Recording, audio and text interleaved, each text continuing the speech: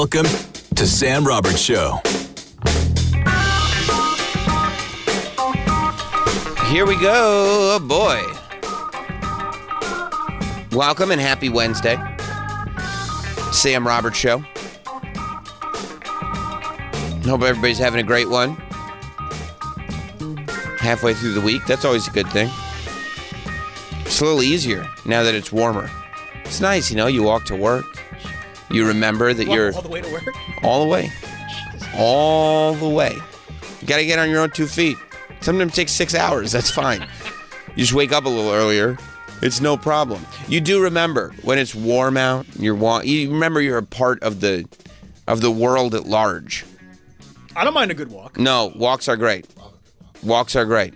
Bike rides? Bike rides, walks, you name it. Troy, you'll walk Boom. home sometimes, right? Oh, yeah. If I didn't ride my bike. That's great. Boom. Look at that. No bike? No problem. By the way, if you missed yesterday, we had Edie Patterson on, who's like, you know, just an absolute goat of a human being.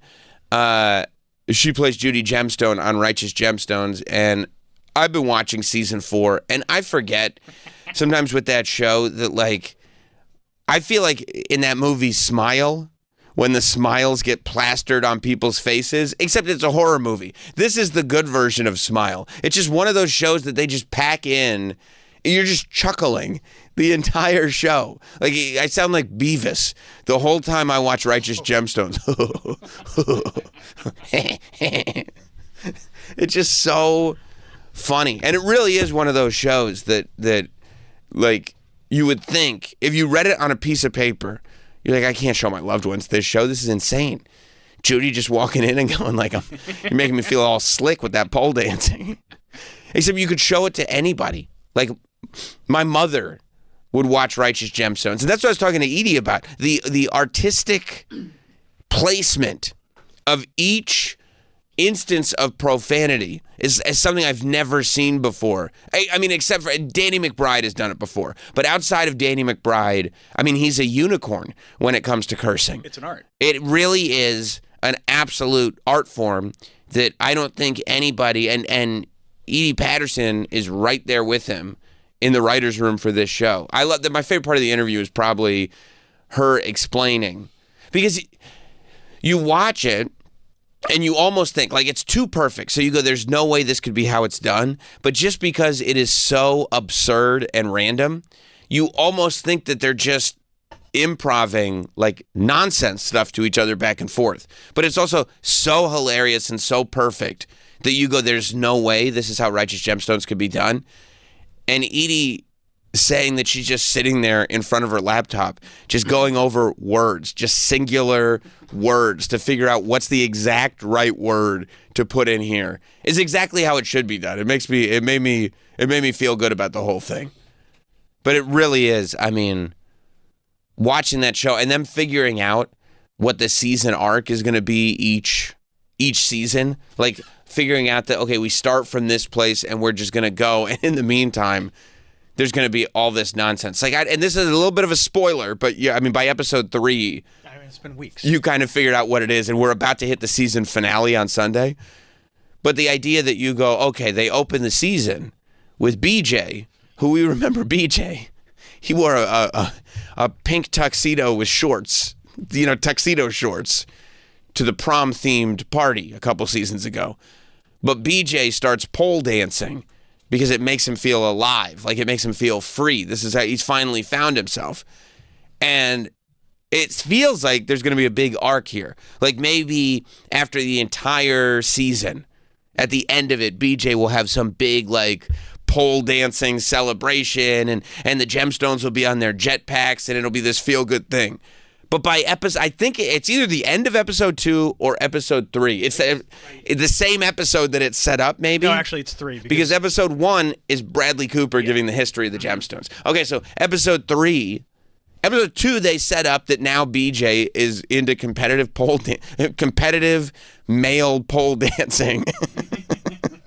And this is something, and it's not a sexual thing. He's not a stripper. This is just this is what he does now. And it gives him this level of confidence. And you go, okay, so this is where the character's going. And then one episode later, in his first competition, he falls on his neck and becomes a paraplegic. And you go, oh, this was not a device to explore that BJ is now a pole dancer. This was a device to get BJ into a wheelchair, so we could spend the season with BJ in a wheelchair and give him a little helper monkey. Oh, you've seen the monkey? I've seen the monkey. Oh, you're caught up. No, yeah. Once I knew Edie was coming in, and once I was like, okay, let me not dawdle. You saw BJ drop the Snexes. Of course I did. I mean, it's just such a brilliant show, and it's so great, right? Because I literally, and we talked about this a little bit with Edie, but this was my experience. I watched White Lotus, right? I watched that whole third season, and I go, what an absolute work of art! What a brilliant show! And that's the show that, like, everybody finally wakes up out of their Walton Goggins coma and realizes that Walton Goggins is just this. He's in the national treasure conversation now. Right now, yeah. Everybody loves Walton Goggins, right? And he has this, like, in the season finale of White Lotus, this highly, intensely emotional finale after this, like, incredible journey filled with highs and lows and every emotion you can think of that you followed this character on, right? And so you have this really kind of serious, heavy feeling associated with this actor. And my experience was, immediately after turning off White Lotus, I turned on the fourth season of Righteous Gemstones. And I mean, literally, the first, Walton Goggins is on that show too. He's Uncle Baby Billy from Uncle Baby Billy's Bible Bonkers. Yeah, that's right. And the first scene that he's in, and I mean, this is right after White Lotus, he drops his pants and shows his dick and balls so he can make sure that everybody knows he's in charge. And you just see his dick and balls hanging in the wind there with this ridiculous pompadour, and he's all orange tanned and everything. Well, yeah, he's got to get Teen Just Made. Of course he does. That's not even getting into the wind sailing, and I mean, there's a lot of Uncle Baby Billy's dick and balls in the season, but great show. It really is amazing, and I'm very interested because this is, and Edie told us in the interview yesterday, which you can get on the app, by the way, after today's show if you didn't hear it, that they didn't know until like halfway through writing the season that this was going to be the last season. Like he didn't tell them. So I'm very interested to find out. I mean, I know they've talked about doing like the church revival and stuff like that, but what the next Danny McBride project is going to be, because, I mean, he's done movies and stuff throughout, but realistically, he's been on this run where first it was Eastbound and Down, and that's where a lot of people kind of finally, like the Walton Goggins thing. When Eastbound and Down came out, a lot of people that weren't familiar with Danny McBride were like, holy shit, Kenny Powers is like one of the greatest characters ever. And then after that, he did Vice Principals, which Vice Principals is an underrated masterpiece. So good, and Edie's in that too. Edie's in that. Walton Goggins is in that. And then he goes right from Vice Principals to Righteous Gemstones. So it's been on this like run for years now of doing HBO comedy series. So I wonder, I have no idea what he's doing next, if he's going to step away. I mean, he wrote Halloween, so clearly there's a part of him that has, you know, an itch to do not Danny McBride stuff. But I think for most of us, it's very interesting. For most of us, I don't think that there's a Danny McBride fatigue at all. Even though, like, every time he plays one of these comedy characters, it's kind of, you know, a new twist on the exact same thing he's done every time. Yeah. I don't hear any fatigue. I don't hear people going like, all right, enough. Like, people don't think it's obnoxious. People love it every single time.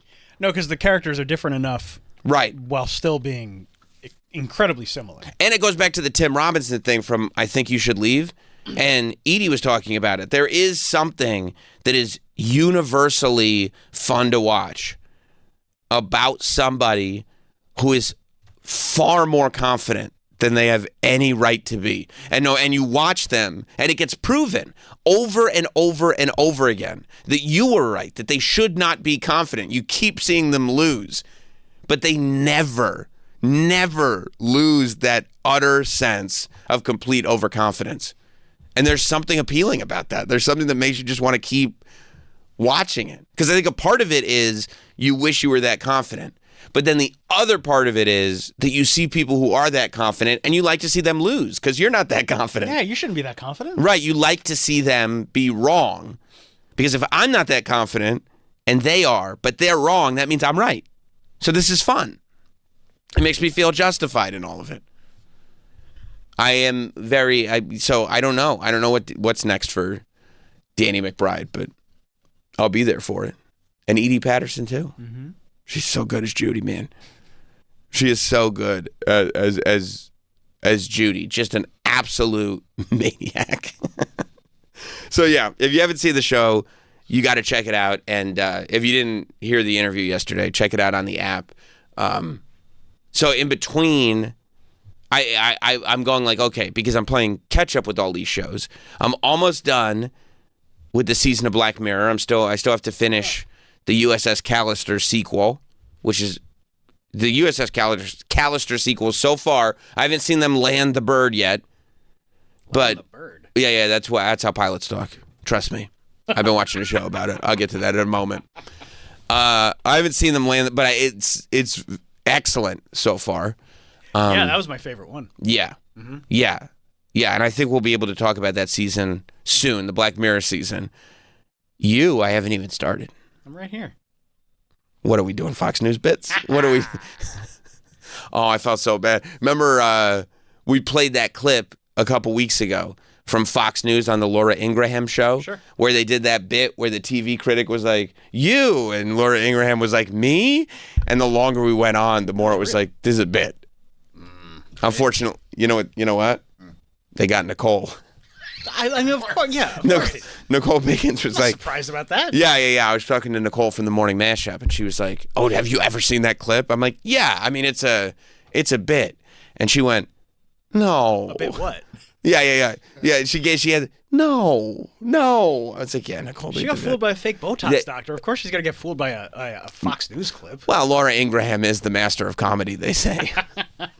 She thought Golden Retrievers was a band. Yeah. She did think the Golden Retrievers was a band. Like, this is like the least surprising thing. I guess that's true.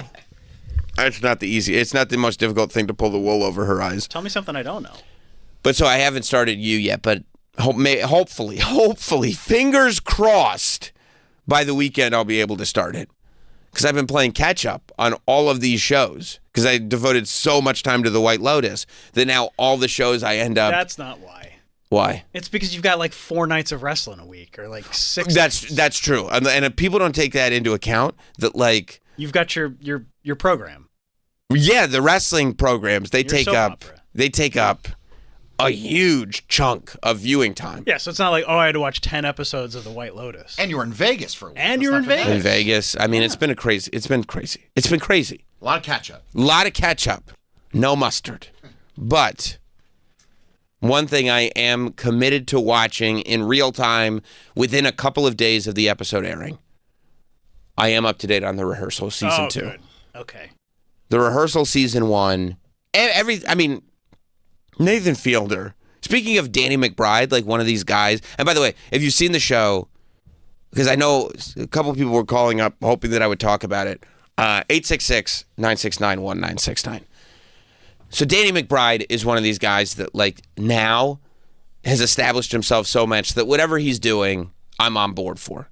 I mean, did you know my mother liked the movie Pineapple Express? No. My wholesome mother. Good for her. She thinks Pineapple Express is just one of the great comedies of all time. She loves Pineapple Express, and she's not wrong.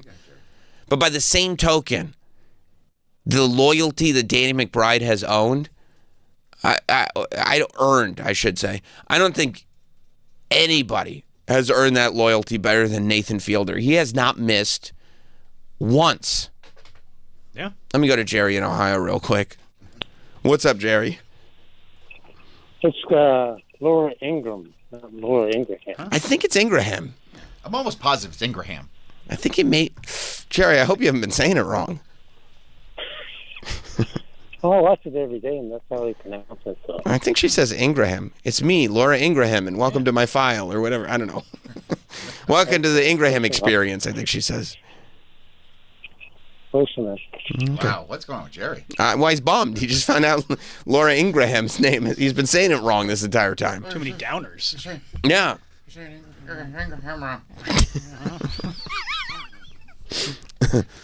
So Nathan Fielder, like... Can't miss. He can't. I don't think it's ingrained in him, you know? I watched... Obviously, I've seen every episode of Nathan For You, like, multiple times. Except there's one I can't find. But we'll talk about that. No, I've seen every episode multiple times. And then I go and, I watch The Rehearsal. That season 1 of The Rehearsal is just the most weird, brilliant show. By the way, if you really want to trace back, and the drama that he did with what's-her-face from Easy A. Emma Stone? Emma Stone. Jesus Christ. Easy A. Everybody knows her from Easy A, right? That's a great movie. That's the one. I don't know if that's the one. Wasn't it nominated for an Oscar? I don't think it was something. Yeah, but she's been in a bunch of stuff. Easy A, I think, is what it was. I think you're thinking of La La Land. Easy A, the musical. That was her breakout, though. Easy A? Yeah. That's a good movie. But have some respect. Easy A? You should just say Emma Stone. From the movies and the TV. Well, I know her from Easy A. I go, isn't that the... I said that when I was watching The Curse. I said, honey, isn't that the lady from Easy A? And she also said, I don't think that's what you would say. But I watched The Curse, which is it was a drama. Well, not a scripted show, I should say. I don't exactly know what genre it was. But it was a scripted show that he did with Benny Safdie. And that was amazing.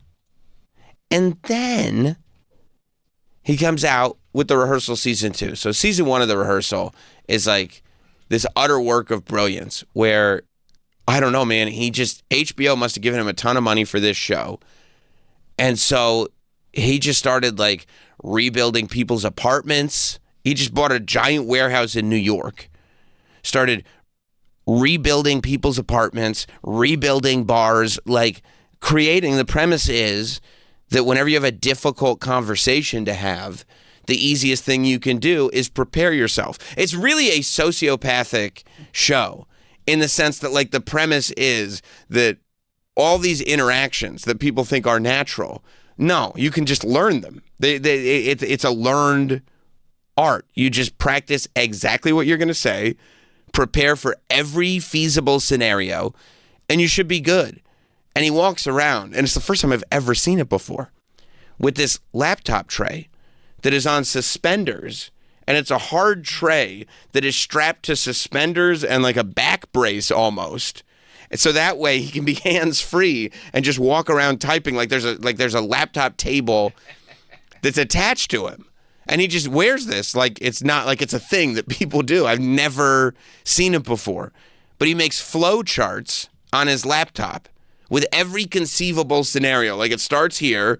I have to tell my friend that I lied about my degree. Okay, we'll start here. Order a drink. What if she orders this? What if she orders that? Sit down. What if she sits here? What if she sits there? And it creates these incredible flow charts. Spends 2 weeks with these people who are just, he found them on Craigslist. Loves Craigslist, this Nathan Fielder. Found him on Craigslist. Is going through like every conceivable scenario in a bar where they're going to have the meeting that has been meticulously recreated. And I know I've somebody that I work with at WWE who goes like, yeah, by the way, I used to live in that neighborhood and I used to go to that bar.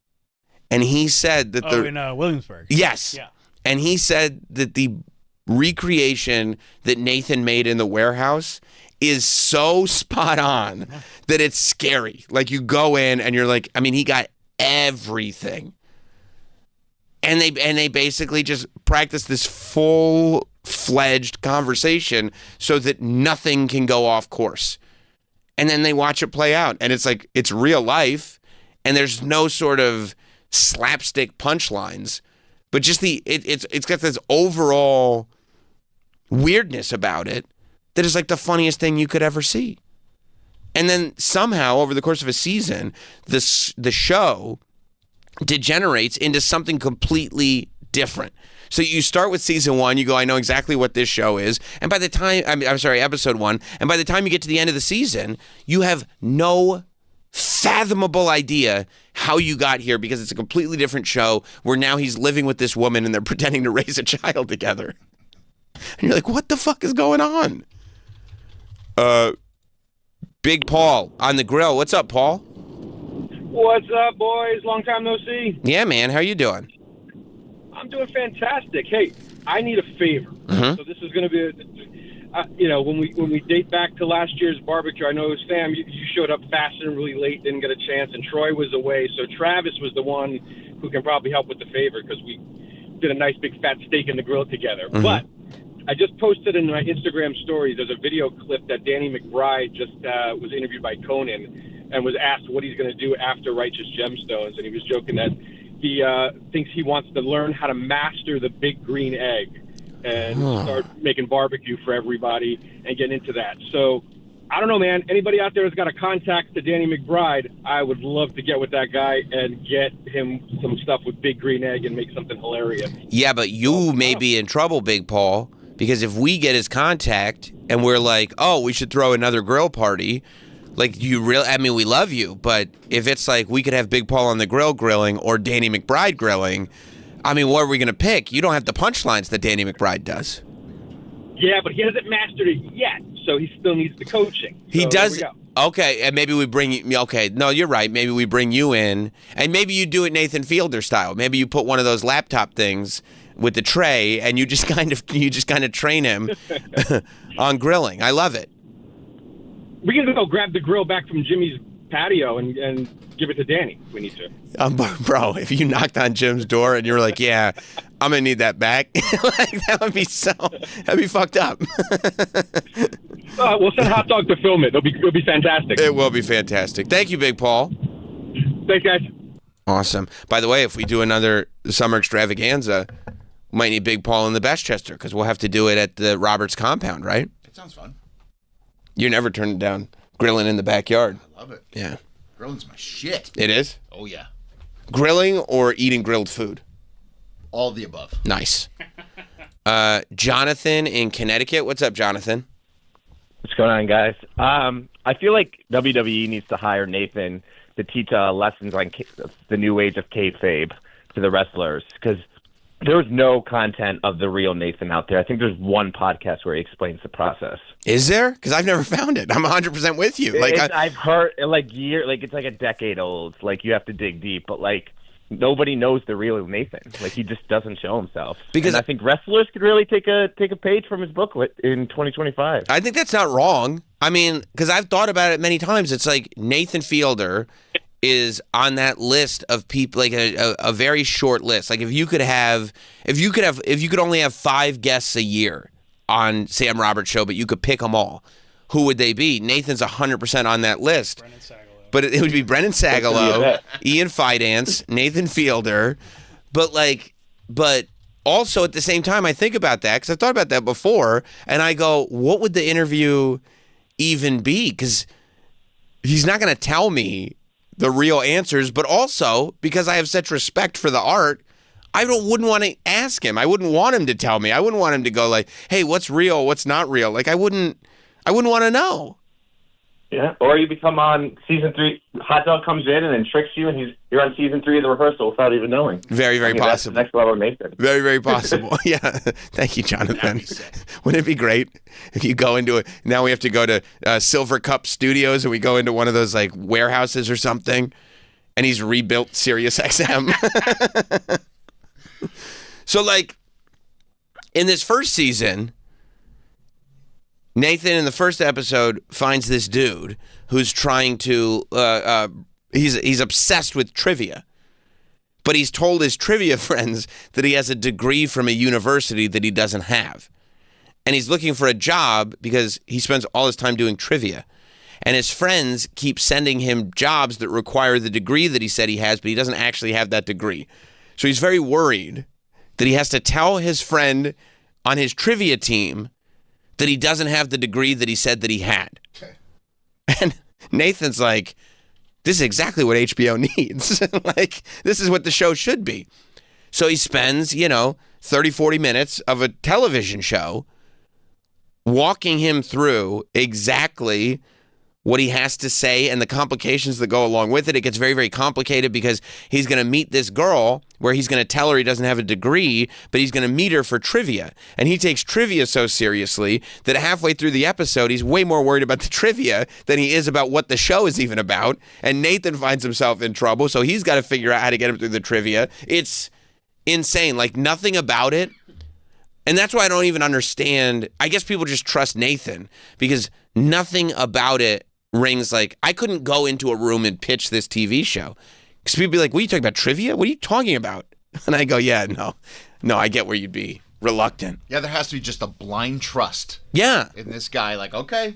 But like they're clearly giving him a lot of money because he rents this warehouse and he builds an exact replica, interior and exterior, inside the warehouse of the bar that they're going to. So like they walk in the warehouse and you see the exterior of the bar exactly as it is on the street in Brooklyn.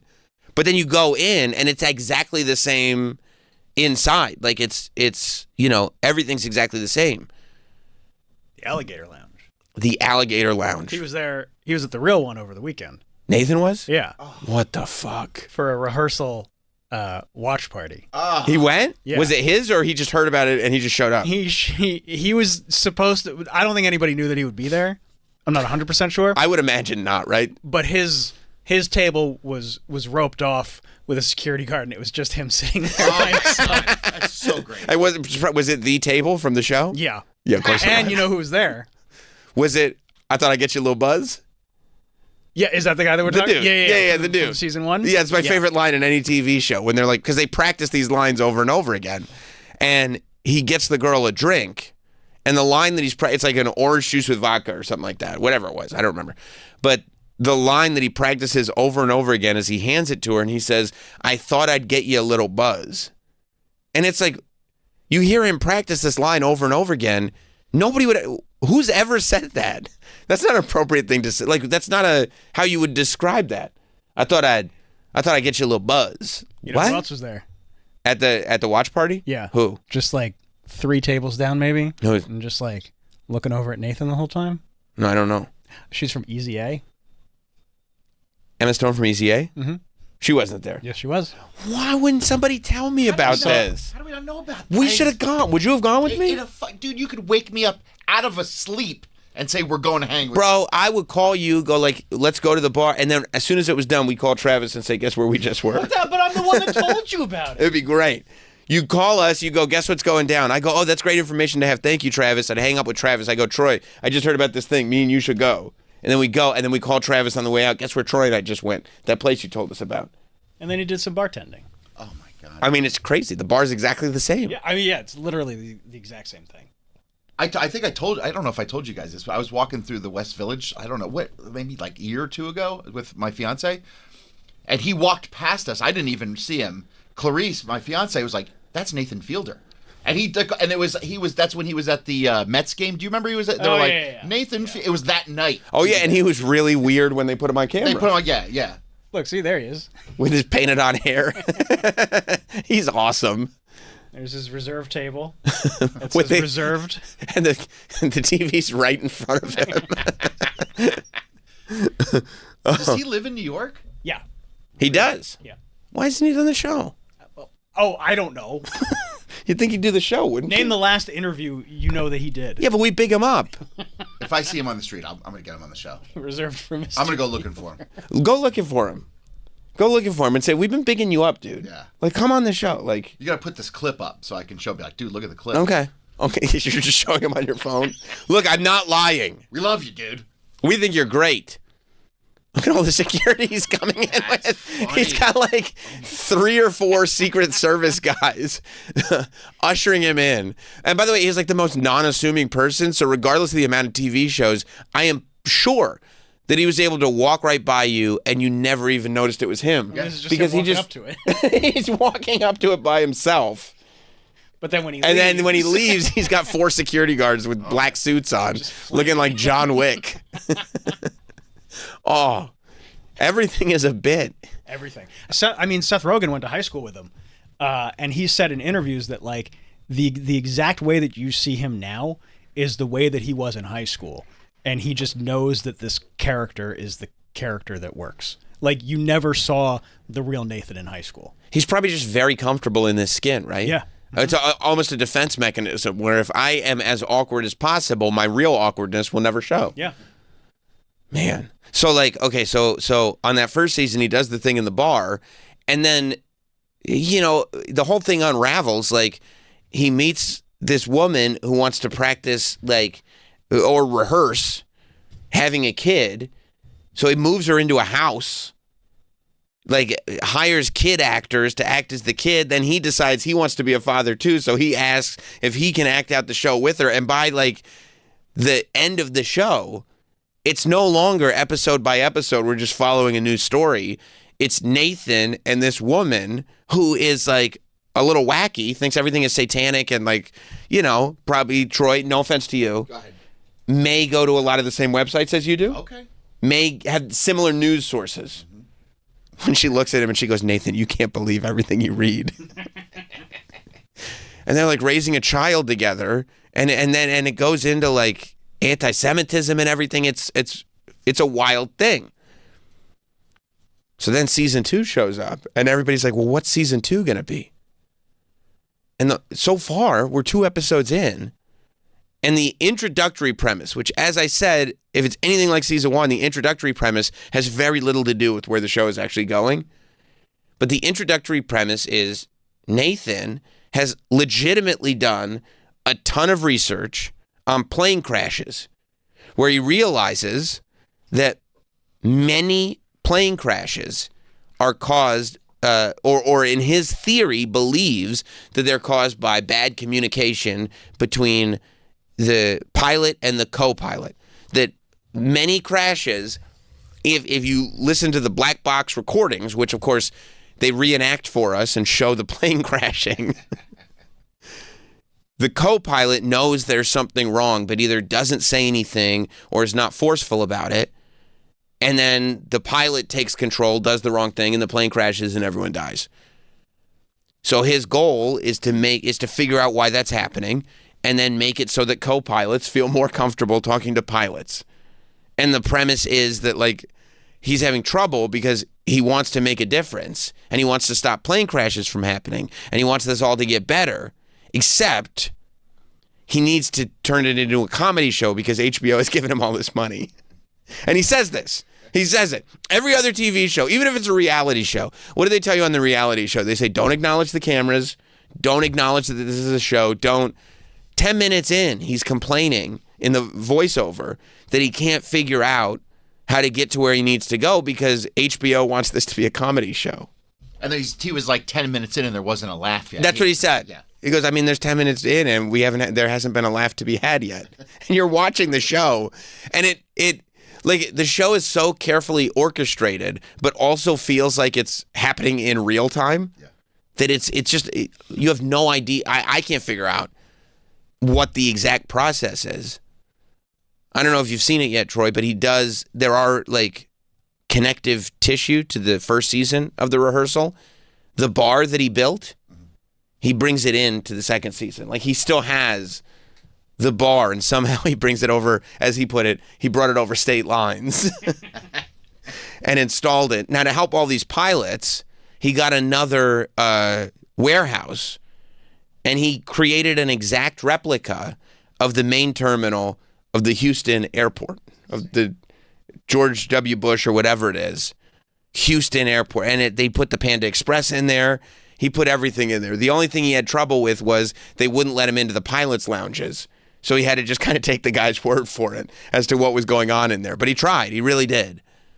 And I mean, it's just unbelievable because you don't know where it's going from one second to the next. So in the one that came out this weekend, and this is where it turns into a current news story as well, he ties in because he's going through like all of his explanations for, he's like, I decided to do this because, and it usually ties into a life experience. Like on the second episode, he goes, I wanted to make the co-pilots comfortable with giving bad news so that they could give bad news to the pilots, right? When they're like, let's avoid this plane crash. So he goes, so I remembered that my first job in TV was I was a junior producer on Canadian Idol, the Canada's American Idol thing. And you're like, what the fuck? That's ridiculous. And then he starts showing photos of him as a young man, as a junior producer on Canadian Idol. So he creates a singing competition, and he makes the co-pilots be the judges because he wants the co-pilots to feel okay telling people they haven't made it on to the next round. And he's like talking, and like some of these people are like 15-year-old girls that just have a dream. And they're on this Nathan Fielder show that has nothing to do with singing. And he leaves in a scene where he's talking to one of the moms and the girls that are auditioning. Auditioning for Wings of Voice? Wings of Voice is the name of the show because they're in their pilot's uniforms as the judges. Wings of Voice because it's a pilot-themed singing competition. And the mom is sitting with the daughter who's auditioning, which is probably my favorite scene on the whole show. Okay. Asking Nathan questions about like, what, like this is a singing show, right? And he goes, well, no, technically this is a singing competition on a show that is not about singing. It's just part of the show. And she goes, oh, okay. Was there like a prize, like a record contract or something like that? And he goes, well, no. He goes, no, but the winner of the competition will be able to have a televised performance that will take place in an exact replica of the main terminal of the Houston airport. Oh, okay. And the mom goes like, oh, okay, that's... Which we don't see the performance. That leads me to believe that somewhere later in the season, we're getting the performance. Yes. So then he pulls out the bar that he's got from season 1. You know, he's got all this stuff. But as the episode is going on, he somehow ties into the fact that he goes, you know, I wanted to figure out how they needed to communicate aggressively or with their feet firmly planted without being overly aggressive. He goes, it reminded me of in 2023 when I realized Paramount Plus had removed one of the episodes of Nathan For You. And now we have this whole like 8-minute departure from the episode where he explains, and this is a real story, that there was an episode of Nathan For You, which was the show that he did, like the parody. It was a reality show. The people that were on the show did not realize it was a parody show, but it was indeed a parody show of like, let me help your business. The people with the businesses didn't know it was a parody at the time. On Comedy Central. Right? It was on Comedy Central. Yeah. And he said that at one point he realized that there was a jacket that he was wearing on like every episode. It was his favorite jacket, but that company had ties to sympathizing with Nazis. And as a Jewish man, he was disgusted by it. So he started his own outerwear company that made ski jackets and gloves and stuff like that called Summit Ice, that was outerwear clothing brand / Holocaust awareness. Deny nothing. And that's the tag, is deny nothing. And so he did, and part of it too, he goes like, this is a clear indication. This is an example of me taking a comedy show and making a difference, right? Stand for everything, deny nothing. And he's explaining to these co-pilots, look, this is a comedy show, but just like I did with Summit Ice, we've raised millions of dollars for Holocaust awareness and for, you know, everything that happened. He goes, so we've done a lot of good within this comedy show. So like the same way I did with Summit Ice, I want to do it with pilots here on the rehearsal. And if you go to the Summit Ice website, you can click on a thing that will tell you all about the apparel and the materials that go into it and if it's waterproof and all that. But also, if you click on another link, it will tell you all about the Holocaust and the travesties that happened there. It's a bummer that this is like a recently redone website, because up until like last year, it was the same website it had always been, and it still had the photo of that model that they got right.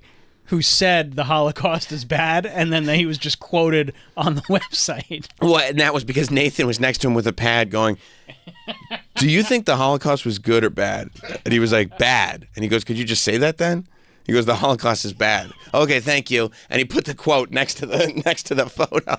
This is what it was. 6 million Jews died. How many? Would you say that that's true? Could you just say that for me? And so he ended up. A sporting goods store allowed him to create an in-store display for Summit Ice as the launch, and so he made it look like Auschwitz inside the sporting goods store. This, obviously, the guy who owned the sporting goods store, he was furious about this. And then Nathan blamed the rabbi who had helped him put it together. Nathan goes, well, the rabbi had said this would be good. And then the rabbi said, well, I didn't say that it would be good. He goes, yes, you did. Yes, you did. You said this is what we should do. So anyway, Nathan found out that Paramount Plus had deleted this and only this episode off of Nathan For You. Like, you can get every other episode of Nathan For You on Paramount Plus except this episode. And so, and Nathan is now telling us all of this happened as part of this rehearsal show. And he says, I was upset about this, but also Paramount Plus was showing one of my other shows, and he showed The Curse on Showtime on HBO, which is insane because they're competitors. But he goes, so I couldn't yell at them because they were doing my show The Curse at the time. And it hasn't been picked up for a second season yet. Right. So there were career implications. So he then shows the email chain where he was like, he goes, I put happy holidays. I put hello, exclamation point. I made it seem good. And then he shows what they emailed him back, which was Paramount Plus Germany wants kind of nothing to do with any sort of anti-Semitic anything. He said sensitivities was the word that they used. And, in Germany, they take that shit very, very seriously, as they should. So he said it was Paramount Plus Germany that took it off. And then he shows this map, and he goes, the ideologies of Paramount Plus Germany spread throughout all of Europe. And on the map, if you know any, like, it's clearly a map of what it looks like when you look at how the Nazis spread. Except it's Paramount Plus Germany. And he said, and this ideology spread across. And then he goes, I went to Paramount Plus, and there were, I searched Nazi, and there were 50, or I searched Hitler, and there were 50 examples of Hitler. I searched Nazi, and there were 10 examples of Nazi. I searched Judaism, and there were no results. They're trying to erase us. But everything that he's saying is true. Yes. That's the beauty of it. Like, Paramount Plus Germany did remove it for sensitivities, and then Paramount Plus Italy removed it, and Paramount Plus Russia removed it. Like, so when you take those true facts and put it into the context, and then eventually Paramount Plus in the United States removed it because we're all there. Right. So, but it almost, the way he's like setting it up, it looks like the Nazis won World War II, which is Paramount Plus Germany, and he goes, I wanted to talk to Paramount Plus Germany about this, and I didn't know what the offices look like. So, of course, what does he do on the rehearsal? He does a recreation. And he goes, so I had to kind of guess.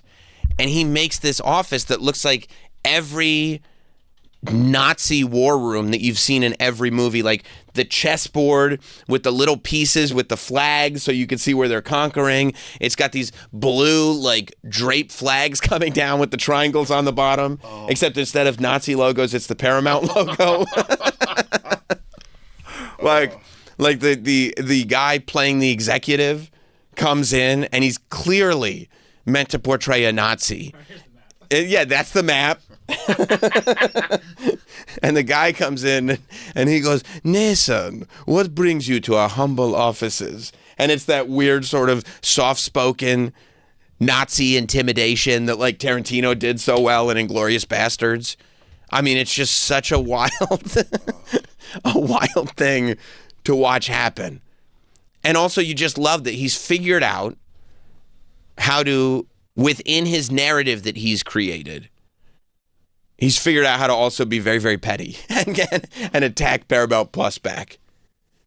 So do you have any idea where the season's going? Okay, so... Do you have a theory? So you look at it now, and, like, it's just... I think that on this second episode, he starts getting jealous because, on all of his shows, this is another thing, the quote-unquote Nathan character. Whenever there's anybody on his shows that is well-liked, he gets jealous of them, right? Like, you've seen it happen. Like, remember when he did the fake Bachelor on Nathan For You? Oh, yeah. And he told the host to go away. He gets jealous of people like that. And it was starting to creep up a little bit. Because of that one pilot who was getting everybody liked her. She's getting really high scores. Right. And people didn't like him. Even though he was saying the same thing. Yes. Fantastic. Fantastic. That's fantastic. What's your name? Oh, that's fantastic. And he opens the paper. He got a 3 out of 10. He doesn't understand. Oh, Daniel, what a beautiful name. He's doing it to. So he watches this female co-pilot that he also has people rate the judges because he wants them to be nice. He has the contestants who just got told bad news, then rate the judge based on how they feel afterwards. So he goes he watches this one judge that's getting all high ratings, and he tries to be like her, and she's telling people they have a beautiful name. So he tries to do it too, except now he's doing it to other dudes. So a guy will come in the room, he's like, I'm Daniel, and I'll look at him and go, oh, Daniel, what a beautiful name. And the guy's like, what? Yeah, so I wonder if it's going to veer off into Nathan trying to find his own likability and confidence. So. Yeah. And then I think it'll turn back into the pilot thing, but I think it'll be the pilot's kind of teaching him how to be likable and confident, maybe. I don't know. Yeah. Right? Yeah. Yeah. I mean, I'm just That's a theory? Yeah. I don't think we'll know until Last episode. a few more episodes. Because it took, in season 1, it took half the season until you realized, oh, he's going to be a part of this. Yeah. And it's going to be about him becoming a parent. And then at the end, it was arguing about whether or not the kid should learn about Judaism. Mm-hmm. It's crazy. So that's kind of where I think it might go. Nathan trying to figure out how to be likable, but I don't know for sure. I really don't know. I'll watch it tonight. Yeah. Watch the second episode. The casting that they do is so good. Like on the first episode, the pilot, they find the pilot who still lives at home. Yeah. And just, he's ironing his shirt and has the ironing board out. And they hold on the scene where Nathan is just watching him try to fold up the ironing board. Yeah. And he can't figure it out. And Nathan's just sitting there watching him. It's all these shots, and he does it all the time, where in your head, if you're that pilot who the camera's following around, you go, well, they'll cut this out. Of course, yeah, this is nothing. And they leave all of it in. Brilliant. It's it's HBO. They only got a half hour. Clearly, this is some of the fat that they would trim. And they go, no. Yeah, no. There's going to be big, lengthy conversations that we're going to cut out so we can leave in this ironing board thing. It's so good. Oh, it's so good. O-Dog in Houston. What's up, O-Dog? Man, I wonder if you guys have had any chance to weigh in on the one gorilla versus 100 men. It's 100 guys, no weapons, no tools. Can they take down a gorilla? Yeah, I've seen that. I've seen that conversation happening. And at first I thought it was dumb, and then I really started thinking about it. And I definitely have figured out. Where do you stand on it, O-Dog? I think the first 5 or 10 are going to get popped like pimples. Right. And the 90 or so are going to have lifelong PTSD and nightmares. See, okay. But do you think the 90 or so, how would they escape? Would they be able to take down the gorilla? I think they're going to run for their lives. Okay. After they see the 10 get killed. See, that is kind of where I landed too. I think that if you got 100 men, there's no way they're all going to be courageous. It's just not going to happen. I feel like... But they're there to fight. They are all there to... they know what they signed up for. But they also know there's 100 of them. So at least some of them signed up thinking I'll pop in at 80, 85, something like that. I really think that the gorilla would take a little bit of damage because there'd be attacks from behind, but not a lot because, hey, bro, no weapons, right? No weapons. One time, there was this television chimpanzee that came into the radio studio, Mikey the chimp. And I took and this is a little chimp. This is a cute little chimp. And I took a picture with him, right? and I put my arm around him because the trainer said that I could. And bro, when I touched that chimpanzee, like the amount of solid strength that you felt on his arm, and this thing was like 3 foot nothing. This was just like a little like fun TV prop. And I go, if this chimp wanted, there's maybe say 10, 15 people in the studio right now, he could take out everybody in here easy.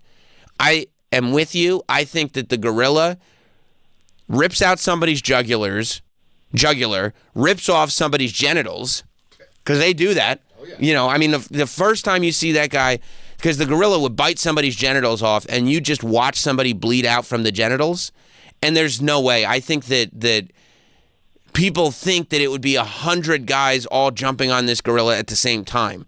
But the reality is that the gorilla would take out 5, 10, even 15 people. And the rest of them, if the gorilla got through 50 people, let's say, the other 50 would be so terrified that there's no way they wouldn't be able to fight. And the gorilla would then smell their fear and become so much more empowered that he'd be able to take them all out. I mean, I truly believe the reason that human beings are at the top of the food chain, the greatest species to ever exist, is because we figured out how to get away from all that junk.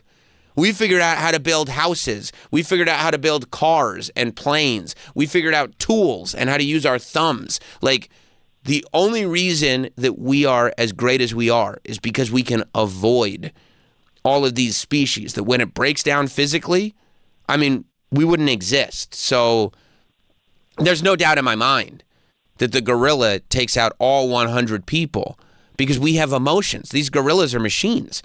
We have these emotions that would stop us. I think it'd be a fight for... Most of us have never seen a close person pass away in front of us. Gorillas have seen their whole family die multiple times. They don't give a fuck. They don't give a fuck. They're built for it. They live outside with other species that want to take them out, and they're not going to let it happen. I mean, and it's not even just pass away. It's a violent, brutal, inhumane death. And you'd not only realize you're witnessing this violent, brutal, inhumane death, but you would look at this gorilla in the eyes, right? And you would see that this gorilla has no reasoning ability. There's no rationale. You forget that as a human being, there's something ingrained in us where we think that at the very last minute, that's why people beg for their lives at the last minute. You think this is another person, I'm going to be able to talk about this. You would know. The gorilla's eyes look like your eyes. There's human features that feel the same. He's walking on his hind legs. He's got these hands like it looks like of a human, but the gorilla's looking at you like, bro, we don't even speak the same language. There's no reasoning with me. I'm taking all of you out because that's the assignment. Their hands are massive. Oh. Have you ever seen a hand of a gorilla next to a human hand? I mean, they It looks literally, cartoonish. they have sledgehammers hanging off their bodies. Sledgehammers. Is prize money included? Because that might make people, change their motives. Okay, yeah. Look, yes. It's Squid Games. Okay. There's $1 million in a glass piggy bank hanging over the gorilla. You can see the cash. And that's what's motivating these people. Gorilla doesn't have any use for $1 million. Gorilla doesn't even know that's there. No. But that's the point of a gorilla. The gorilla is just like, oh, you just want me to be a gorilla here? No problem. I'll fuck everyone up. I mean, especially... Gorilla is 100% gorilla. Imagine if it's a male gorilla, he starts having sex with somebody. You know that would happen. You know it would happen. You know it would happen. And everybody else is going to be like, oh my God, I figured out there's something worse than getting killed by a gorilla. This gorilla's having sex with people. Like, I gotta get out of here. And then they look up at the piggy bank and they go, I really want that $1 million in cash. And they start running towards that gorilla. The gorilla sees them, just swipes them. Gone. It would so that's another question. Gorilla, because I'm watching these AI videos and everything, showing how it would work. I love that. And that's the human comfort too. We'll create it with AI, and I'm sure this is exactly how it would go because gorillas are predictable and AI can figure them out. But thank you, O-Dog, by the way. So a gorilla swipes you, okay? You're not dead. I mean, you might be. If he swipes you right in the head, It'll rip your face off. that's blunt force trauma. If he does it with his hand, he'll rip your face off. They've done it. He'll punch you in the throat. He'll kill you. For sure. I mean, I'm not too worried because I kind of feel like I'm the one he's going to have sex with. Well, yeah. Well, he would take you because he would take you like King Kong took that girl and climbed to the top of the Empire State Building. He'd fall in love with you. You'd be fine, Travis. You'd be good to go. Well, you and the gorilla would share the $1 million together and have a wonderful life. Look at him. I mean, I'm looking at him swipe these people. Like they're not going to die. Like they're going to be very injured. Okay, but look, are they going to get up? They could. They could still get up, bro. If they get up, they're going back down permanently. And by the way, if a gorilla balls up his fist, right? Yeah. And goes from the top and slams you on the top of the head, you're dead. That's a broken neck. That's blunt force trauma. Do they ball up their fists? Oh, yeah. I'm sure. Oh, yeah. They know how to punch.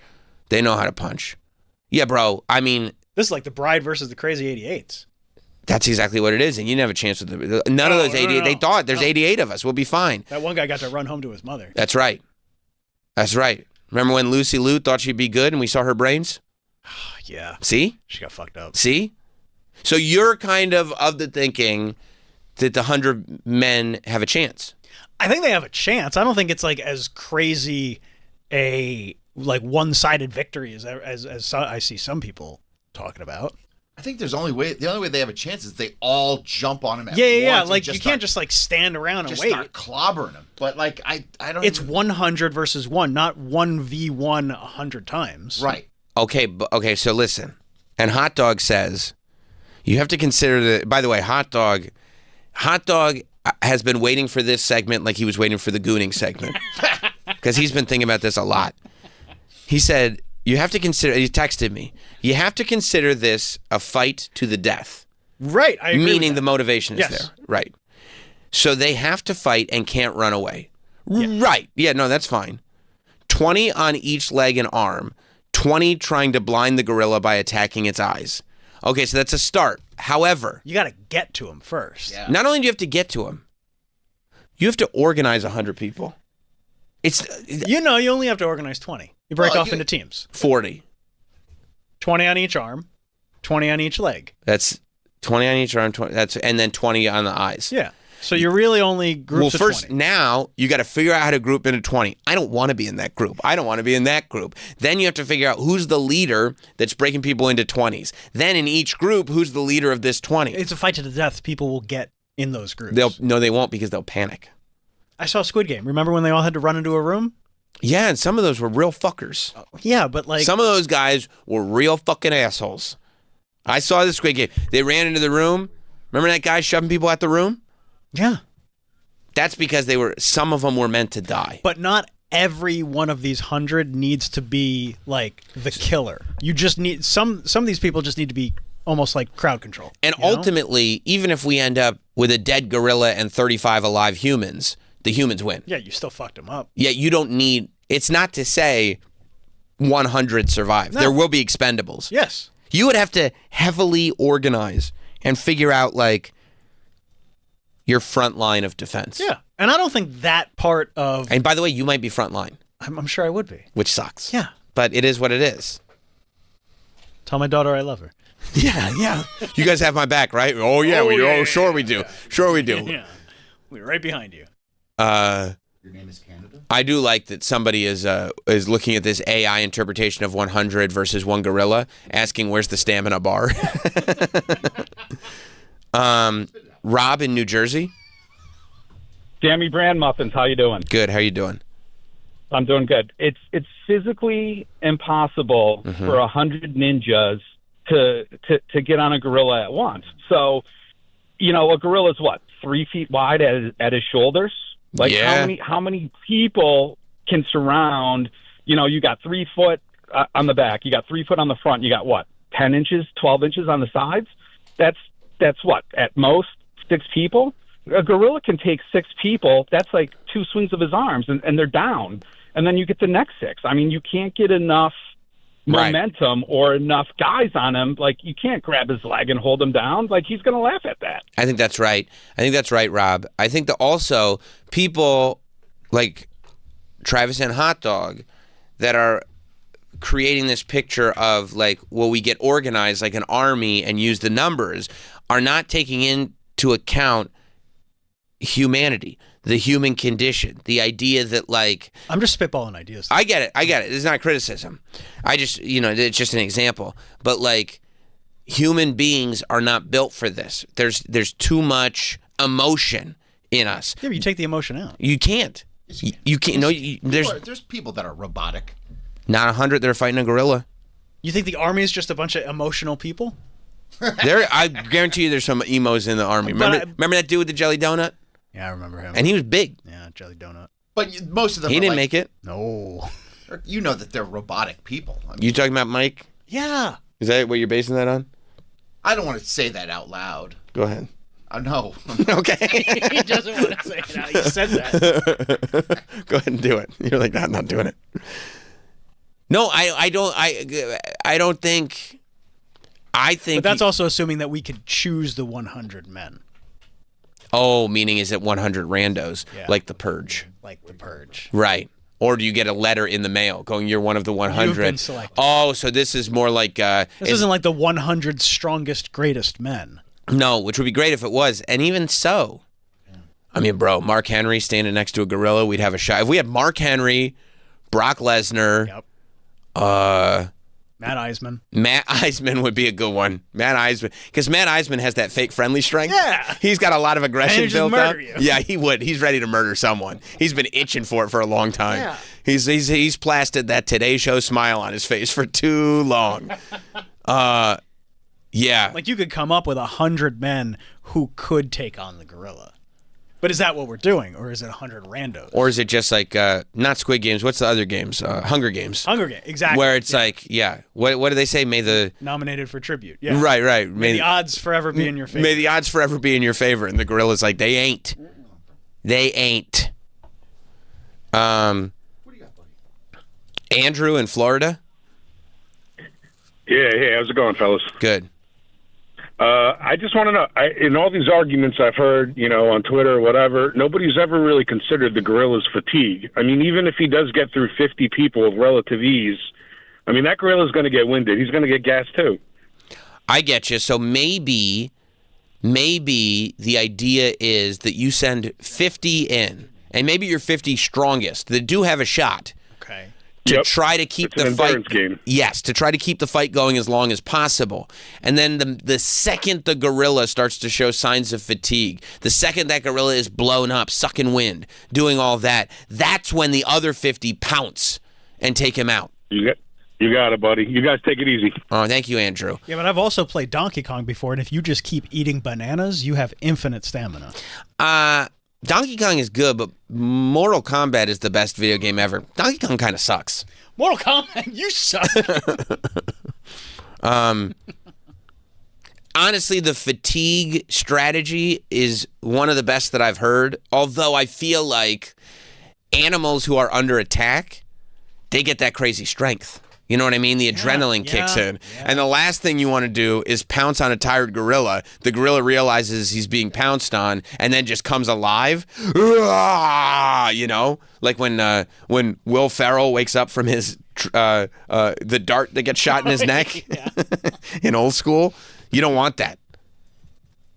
I think that the what we really have to consider is it's unrealistic for there to be 100 emotionless men. Okay. Humans have emotions baked in, and we would get scared. The communications director of Zoo Miami says that 100 men in their 20s, and that's important too, because you've got to be in the right physical peak. Right. And it ain't any of us in this room. No. I'd be the strategist. I'd watch from a glass room far away. I would just take my pants off. Oh. I'm just getting ready. Oh, right, because you're gonna make the. What if we make the gorilla? Excuse me, guys. What if we make the gorilla fall in love? Okay, Travis, if you want to try. He believes that 100 men in their 20s in excellent physical condition could ultimately defeat a gorilla if they are committed and go in united, and that's the important thing.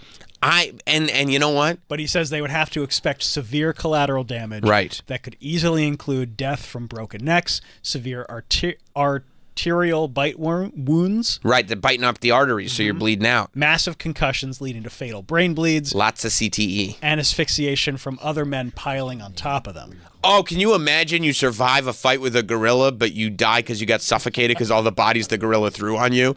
Oh, that's like Alanis Morissette would have to do a second ironic song.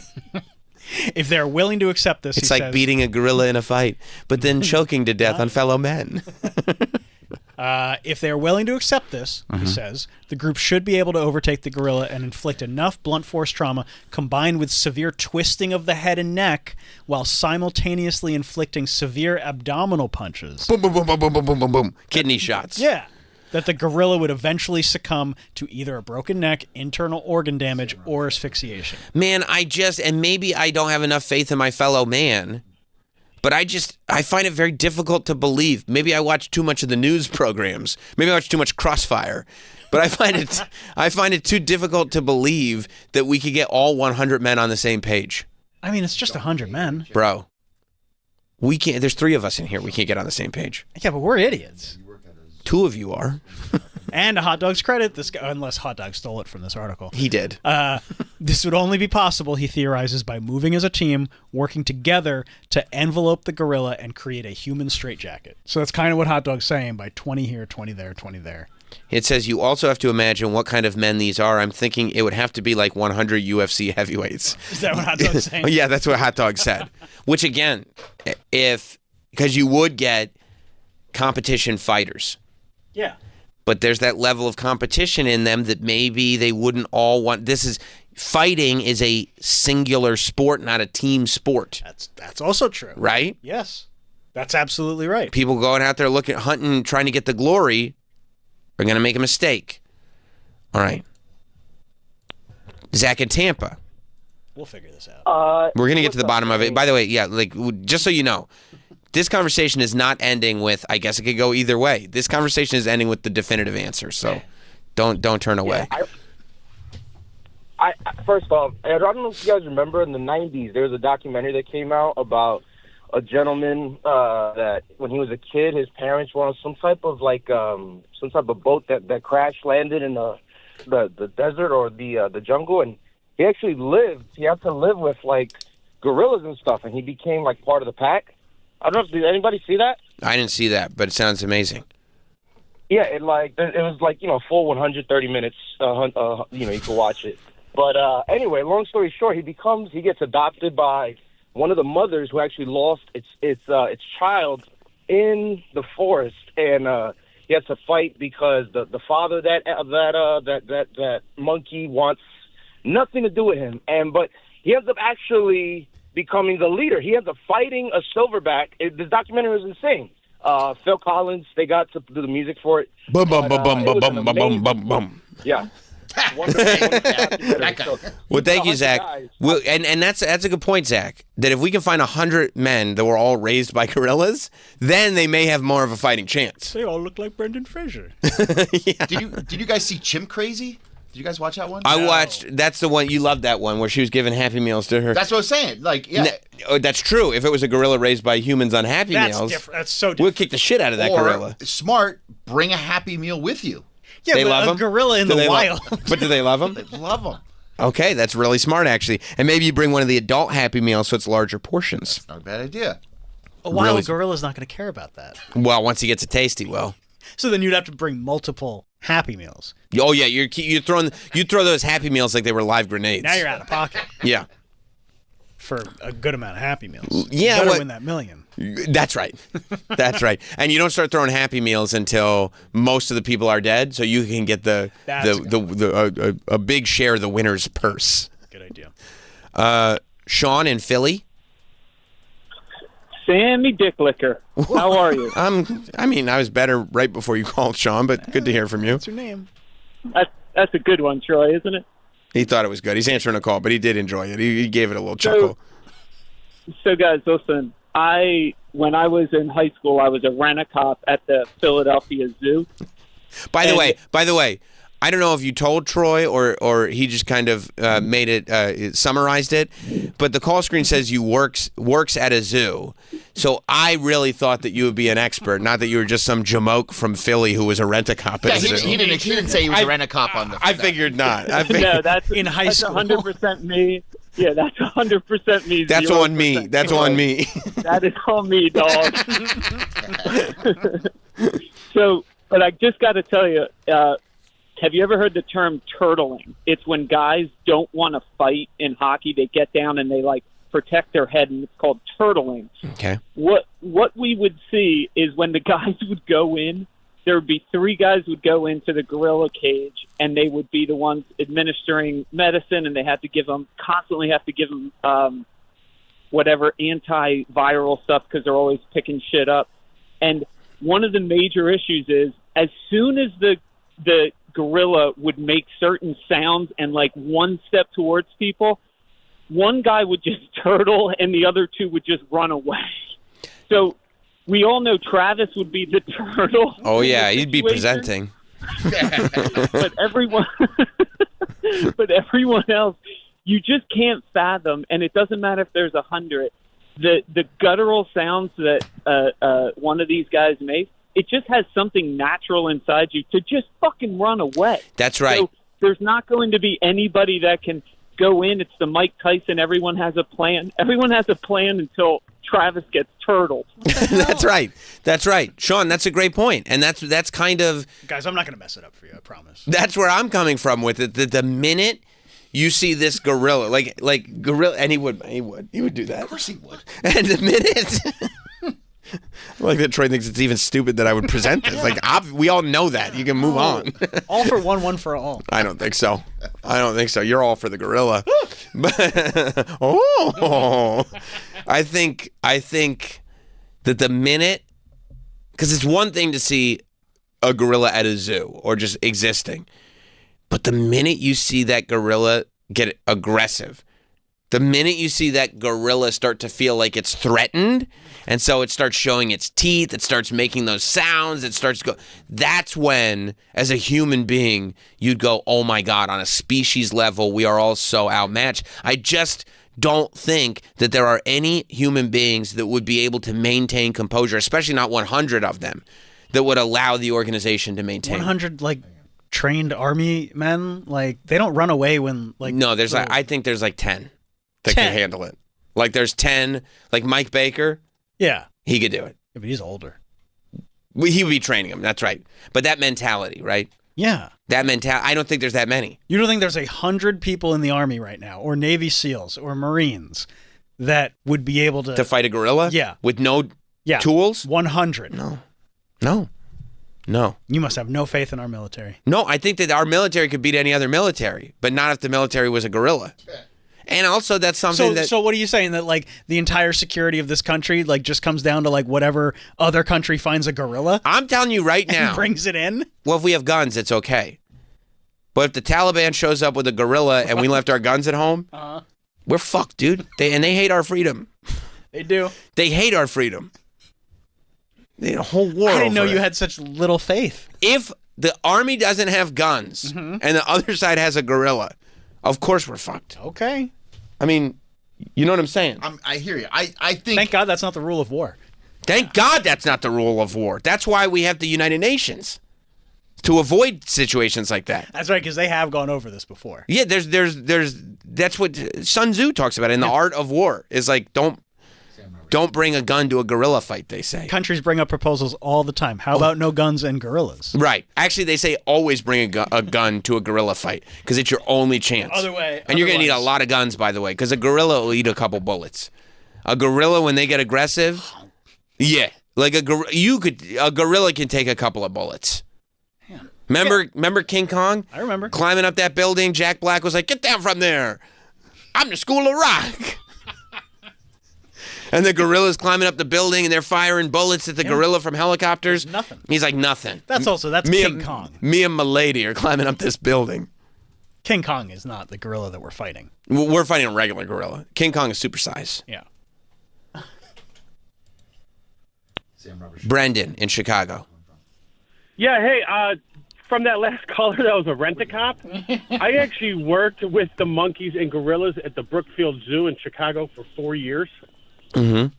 And just to give you an idea of how big and violent they are, their bite pressure is 4 times greater than a lion. Oh my God, damn! I mean, that's insane. Their PSI. You don't even know what to say. I don't know what to say. We have to test them out. Their PSI when they punch something is around 2,700, which means they could punch through a 3-foot concrete block. Oh, come on! And And they're Come on. and get this, and they're strong enough that they can lift up to almost 1,800 pounds of objects and throw them at you. They could throw 1,800? Yeah, between 1,600 and 1,800, and scientists believe that the average male gorilla is 6 to 10 times stronger than the strongest human being. Do you understand? It took me like 3 to 4 years to train long enough to pick 330 pounds up off the ground, and that's just a deadlift. I can't get that anywhere. I can't get that to maybe I get it right below my waist. That's as far. That's 330. Okay, 1,800 pounds over the head and throwing it. Forget it. Not happening. Not happening. Forget it. And this one's over here going, "What about the troops?" Like I love the troops. No, they Well, that's punch why you so gotta be hard spry. that they punch so hard that if they hit you in the head, they just crush your skull or they'd rip your arm off. Yeah, see, that's what I think. Thank you very much, Brendan. Bobbing I'm glad. and weaving. I'm glad that you called because don't forget, Travis. Just a minute ago, you were like, "Well, if he's just swiping at you, you'll be fine." No, you won't, bro. He's crushing skulls with those forearms. It's solid muscle under that cuddly fur. That's why you got to be alert. I don't think that's gonna help you. Okay. They're big. We'll see. He's throwing 1,800 pounds at you. He's throwing a Cybertruck your way. Those things blow up in midair.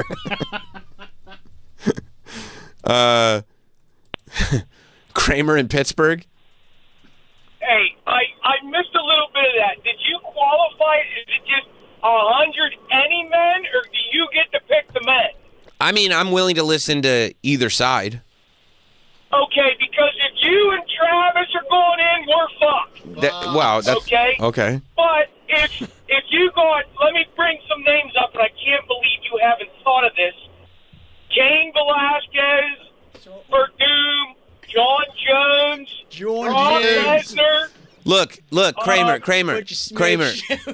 Like John Jones would be a great pick, except like John Jones ain't hitting anybody with a double leg. Okay, this is a gorilla we're talking about. And he's old. I understand that. John but you're Jones is an forgetting older about- guy. Everybody that you just listed fights in a weight class. Okay, so Sure thing. But you give Francis Ngannou his unlimited PEDs, and he walks in there pound for pound with the fucking gorilla. Dude. Bro, you could go pawn for pawn all you want. Okay? Okay? But you're talking. I'm talking about. You said 100. I mean 12 UFC fighters. You ever see Frank Mir's guillotine choke? It's insane. Bro, I've seen Frank Mir's guillotine choke. And I understand. Okay. But like, well, you're dealing with a gorilla that can take punches from Brock Lesnar and Cain Velasquez and then swing back once and crush both their skulls. Okay? Okay, well, but we got to think. We got 100 of them now, Sammy. And by the way, there are people you listed on that list that aren't fighting anymore because they're past their prime. They're not at the level of current UFC fighters. You're talking about guys. I mean, goddamn, Brock Lesnar has a goddamn diverticulitis. What happens if the gorilla kicks him in the stomach? 15 years. Right. I'm just saying, man. I'm naming guys you would know because if I start naming Sergey Popovich from the UFC, you're not going to know who the fuck that is, and he's like number 3. Okay, bro, you get the smashing machine in there, okay? Get Mark Kerr in there. Get them all in their prime. This is a goddamn gorilla. Can we think about guys like the size of the Mountain, the Big Show? I know he's 60 now. Bro, but the Mountain is like one guy. That's average for a gorilla. Okay, well, I'm just saying we got a fighting chance, Sammy. You don't go down without a fight. You just don't wave the white flag there, bud. I appreciate that, Kramer. Thank you, buddy. I'm going to hang up. But I do appreciate Kramer's loyalty to the human race. Species loyalty is important. And I get it that it's tough for hearing me, a fellow human being, say, look, guys, we don't have a chance. But, you know. I mean, you just give up without even trying. I'm not giving up. I'm the dream crusher known as reality. You would jump over to the gorilla side so fast. 1,000%. Yeah. I go, you want to split that mill? Me and you, gorilla? I go, hey, buddy, it's going to buy a lot of bananas. Explain it to you later. Yeah. Just fuck these guys up, okay? Why is he the tool man? Well, yeah, because I'd be like, all right, I got that gorilla. You go, idiot. That's Buzz Lightyear in a gorilla suit. I go, oh no. Dan in Milwaukee? Mill. What's up, Dan? Are you there, Dan? 414? Yeah, I'm here. Okay. Yeah, I'm here. Where are you from? Okay, so from Milwaukee. Okay, Milwaukee. How Okay. do you not? It's Mill. How do you not know that? How do you not? How is that even a question? I've never heard anybody go, Mill, like as in Milwaukee. What else could it be? What else could Mill? I don't be? know. It just took me a couple minutes to think about it. That's you all. didn't have to bring it to everybody's attention. Well, I didn't know. I was like mill. Like, are you down at the mill? Like, are you working down at the mill? I didn't know. That's all. What's up, Dan? So, first of all, we have to all accept that some people are going to immediately get squished, torn apart. There's going to be bits of people lying around, Maybe we throw in a couple of old folks in there just to have some sacrificial lambs while we get things rocking.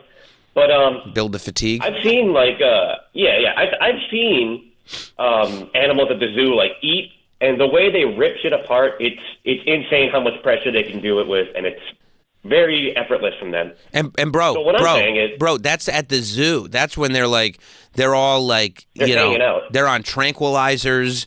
They've given up on life. Like, this is you're talking about a wild, aggressive gorilla who knows his life is being threatened. Yeah, they're not taking that many naps out in the wild. That's right. That's right. That's exactly right. So let's say there's, I don't know, an arm strewn about.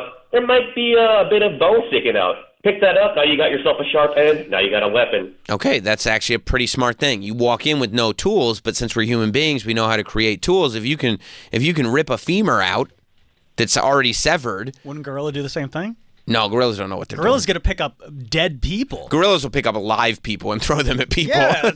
Thank you, buddy. Yeah, no, you're right. Gorillas will pick up a whole... I don't have time to fashion a weapon out of a femur. I mean, you got to do something. What, you just going to leave the femur alone? No, that's what I'm saying. I already got my plan. Make the gorilla fall in love? Yeah, I'm going to dress up like Abe Simpson when he's trying.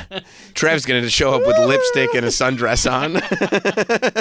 What are you doing? Guys, you have your strategy. Yeah. I have mine. It's fine. Let's see. Hey. 100 versus 1. Let's see who gets the milk. All right, boys. Let's see who gets it.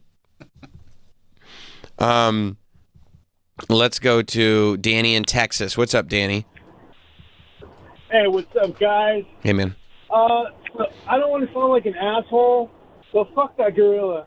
Like, I think, if everybody just came up with a plan to keep the stupid thing alive, keep it awake, and use sleep deprivation as a tool, go Guantanamo Bay on its ass. I got you. So everyone would walk away. You're thinking avoid the gorilla, but keep it awake for long enough that it goes crazy. Yeah, and Smart. as soon as it starts to want to fall asleep, just rush it and slap it in the face and run away and just keep it awake for Smart. 2-3 days. They'll fucking die. Smart. Start lighting off fireworks and stuff like that. I like that. Yeah. That's keep pretty it awake, smart. I like that. Keep it gorilla. Thank you, Danny. David in Oklahoma. What's up, David? Hey guys, I was just calling because environmental things will have a huge part in it. If we're fighting it in the jungle, I don't see there being any chance because it's his habitat. No, that's 100%. Walk in that stuff. That's 100% right, and I don't think that's fair. So I just tell you what I was envisioning in my mind: a high school gymnasium for some reason. I was thinking around the same thing. Yeah, a warehouse. Yeah, doors locked. Yeah. High school gymnasium, and maybe it's because I was thinking about no windows. When the camp counselors that were way bigger than you would try to peg you in dodgeball. That's the closest I've ever come to a scenario like this. There were 100 of us kids and one giant, senior in high school bully with a dodgeball, and he fucked up all of us. So that's kind of the scenario. I'm thinking high school gymnasium, doors locked, bleachers pushed up to the wall. So you're not, running up the bleachers. I'm thinking open room. There's not a lot of obstacles. You're pretty much just in an open room. That is true. Yeah. Thank you, buddy. Better chance for us in that case. Yeah. Well, we'll see. Wrestling mats? There's not a lot of place to hide. No, they're rolled up. Damn. Unfortunately, the rest it's the hardwood. It would cushion the fall. Well, you got bigger problems. Alex in Lexington. What's up, Alex? Hey, I think if we run 50 sumo wrestlers efforts on him right away, get him knocked down, and then just pile everybody on. Your phone. I'm going to hang up because your phone's breaking up. But he suggested sumo wrestlers. I just don't know if they have the speed. Yeah, I don't know. Then we need agility too. Michael in Florida. I'm not trying to push him out of a Yeah. That's right. Okay. Quick question, and then you guys can discuss it. Yeah. Thank you. Go and kick the gorilla in the balls. By the way, that's something you could use the femur for. Hitting him in the balls. You got 100 people walking into a cage. At least one could walk up and kick it in the ball. Or just have a group that is specifically doing that. Yeah. Right. We are the ones. At all times. We are the ones who are the ball kickers. That's it. Pull a kicking ball train on the gorilla. Yeah. I mean, that might be your only shot. Now, here's the thing. That's a strategy. To keep it fair, and because we have no tools, I'm just going to tell you, in my mind, unfortunately, everyone is nude for this fight. Really? Well, yeah, because you don't want to use your clothes as a weapon, but also you don't want the gorilla grabbing on your clothes. So I do think the 100 men are nude. Don't you think that would distract some? What? Huh? Maybe one. But no, I don't think so. I think I would be like halfway through and like totally forget that we're Whoa. No, like it's not you're keyed in on trying to survive, and then like at some point you just break out of that and you look over, you're like, why is everyone naked? Yeah, okay, yeah, even just like the triviality of it. Like wait, what? What is going on? Yeah, no, it would be, and it would put us at a disadvantage because that gorilla is ripping gens off left and right. Cups? You can wear jock straps. Okay. Everybody's running around in jock straps. Because that I can get behind that a little more. But that means you're seeing butt cheeks everywhere. I'm seeing butt cheeks either way. Right. Maybe I'm just trying to think about. Maybe protecting everybody our can own. wear briefs. Okay, but cups? With cups in the briefs. Okay. That It's way. not the gorilla not. This is turning very sexual for Travis. Sam's the one that brought up every scenario. It's Whoa, like whoa. That's it's true. like how can I use my hole for this? That's true. Sam's the one who said, by the way, everybody's naked. I didn't bring that up. Because I said no tools. Yeah. So they would be then that naked. would eliminate Travis completely. Hey, that was a good one. You fucking rocked that one. That was awesome. I'm not the one, Troy. I know you've been on the phones. You've been busy. I am not the one who brought up But everybody. you've brought up a couple times using your hole. I'm just talking Couple about me times. personally. Sam's like, hey, by the way, the 99 other dudes are naked. In my mind, they would be naked. Yeah, in your mind. Yeah. Hey, in my fantasy. I'm just saying the logic of the thought exercise. That's all. Jeff in Indiana. Hey guys, I think you kind of touched on it, but after the initial carnage, I think that gorilla is just going to start swinging dudes around like nunchucks. So that endless weapons for the gorilla. Yeah, that's actually a great point, Jeff, that even though we could figure out how to use the bodies as weapons, like Travis said, so could the gorillas. And if they cut somebody in half with their bare hands, which they could, but like their intestines were still kind of together, you could use a human body as nunchucks, and that would suck. And not only is it like, oh, I'm getting hit with this nunchuck, but also they're naked, and just the thought of seeing a man turned into nunchucks. It's terrifying. That's what I'm saying. The terrifying part, I don't think people are really taking into account. Meanwhile, I'm still on dick and ball duty. Ew. What? Man in Queensbury. We're hitting the gorilla. I Hey forgot. guys, What's up? So, since the dawn of man, the strongest bench press, the heaviest bench press raw lift is 782 pounds. The average gorilla is estimated to be able to bench press 4,400 pounds. Bro. That's not even the strongest gorilla. That's just a regular gorilla. So when you factor in, what if you get a strong gorilla, he might be able to bench press 10,000 pounds. Easy. Maybe even We're not more. trying to do Lex Maybe versus Yokozuna. 40,000 times 10, right? Because if the record is 700 pounds, I'll bench press about 70. So that's 10 times.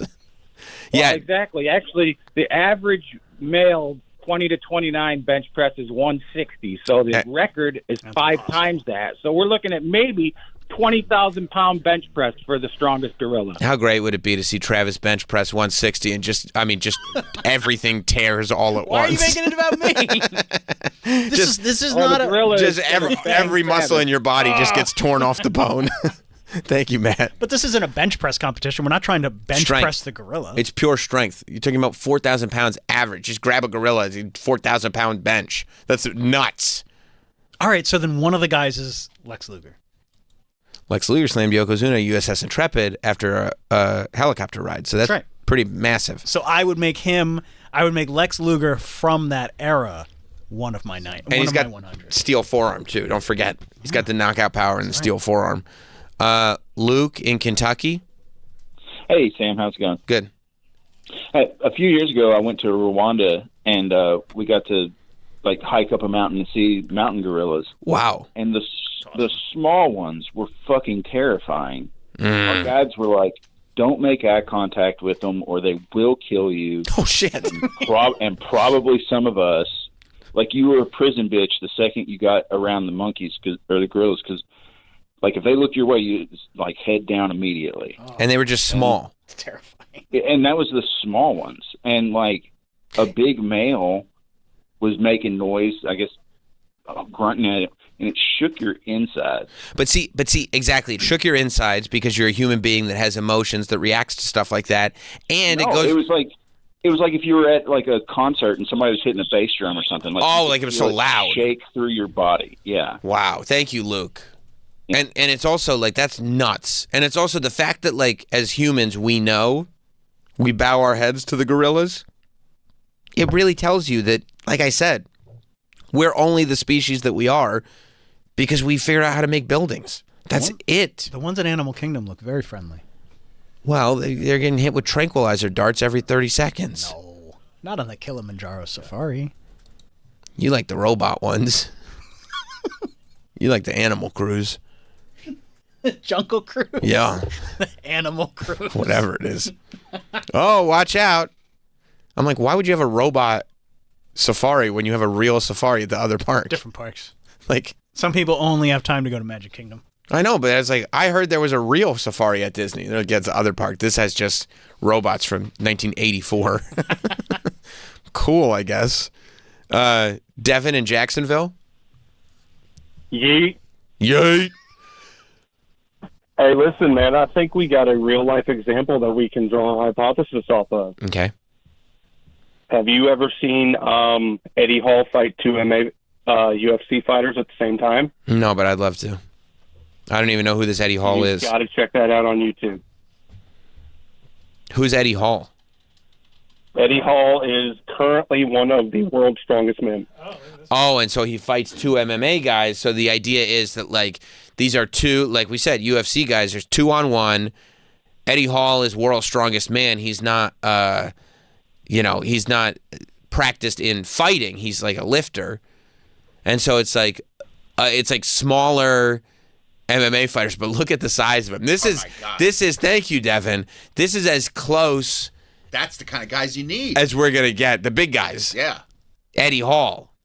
Damn, that guy's a fucking tank. And there he is. It looks like he's. Let me skip through a little. He's fighting the Island Boys. Island Boy. Oh my God. Oh my God. See, they're so that fucked. guy. They're so fucked. And they're like, we trained for this. And he's like, yeah, I just lift up heavy shit, but come on. He's like, I can bend a frying pan. See, and this is probably what they said. We'll just kick him in the legs. It'll be no problem. He's like, I dare you to try. I would go see this. 100%. I would watch this. If I knew this was happening? 7 nights a week, I'd go. I mean, they picked two kind of wimpy looking guys. But they probably are they're trained. Yeah. You know what I mean? They're probably they're just in a lower weight class. Probably, yeah, right? exactly. And the flyweights are nuts in UFC. That guy is a tank. He is.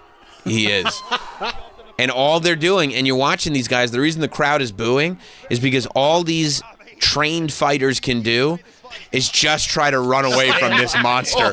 They're just trying to let the clock run out. And this tells you everything you need to know. Any human being skip towards the end. I want to see how this ends. Looks like these guys. Yeah. I would like to see that too. So get 100 Eddie Halls together. But they would look like the little guys next to the gorilla.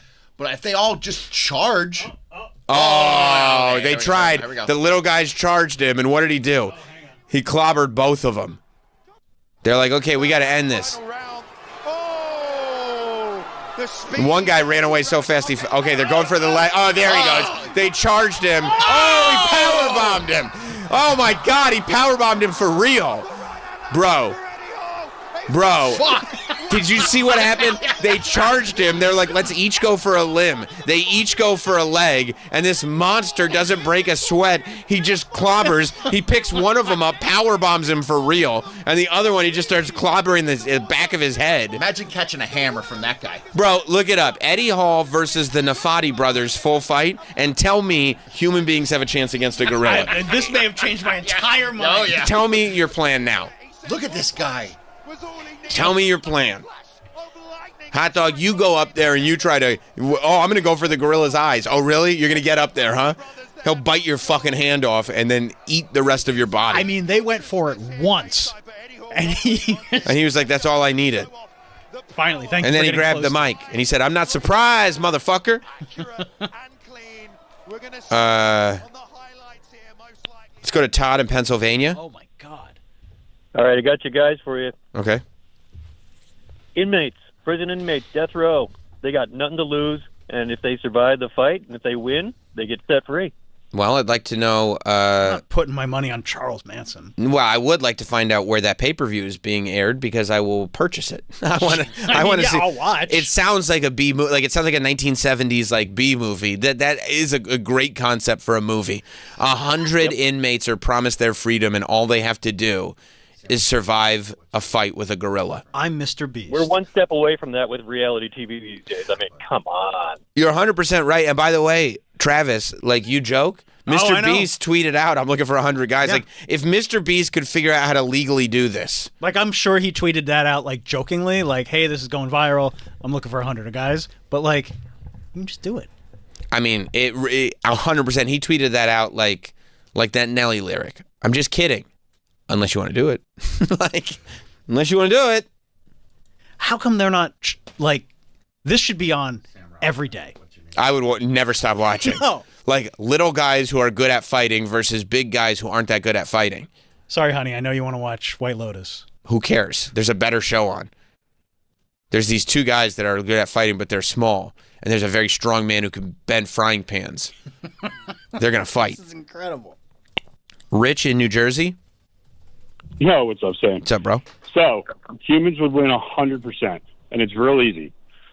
180, or say they're 180 pounds apiece, that's 18,000 pounds, right? That's 9 tons. If everybody just dogpiled on the grill, you'd smother them and suffocate them. Bro, the problem is they wouldn't do it at the same time. Well, okay, so 100 people at 180 pounds. Everybody just rushes them. A big dog pile. I mean, bro, that's at the bottom. So that's 18,000 pounds. Did I do the math right? Yeah. So that's 18,000. I mean, now it's going to be spread out, but still, like. I mean, bro. What do you think, they just that guy just told me the average gorilla could bench 4,000 pounds. You're not getting all 18,000 on its back. You're getting maybe half. There's no way that swimming through human quicksand, trying to get out of that thing. Dude. Human beings don't work like that. Look at the honeybees, right? Like when the Japanese hornets come into the hive, what do? They all just smother the damn thing, and then, they vibrate to make them heat and die. But no, you're not wrong about honeybees, but honeybees will listen. Honeybees work together. Honeybees are conditioned to do that. Human beings don't do that. Human beings think they're special. That's the problem. That's our ultimate flaw. The ultimate thing, and it will kill us, by the way. But human beings are resilient. I mean, look at times of crisis. Bro. 9/11. Look how many people ran back in to help people. Yeah. There's no safety guaranteed there. There were no gorillas in those buildings. Now, I don't even think 9/11 would have happened if it was gorillas. Thank you, Rich. If someone was like, the gorillas have attacked the World Trade Center, you're like, well, fuck it. I guess it's theirs. Fuck it. That's their building now. Okay. I don't know how they got in that cockpit, but whatever. I'm not even asking questions because I don't want to be that guy. George Bush. Yeah, George Bush put the gorillas in.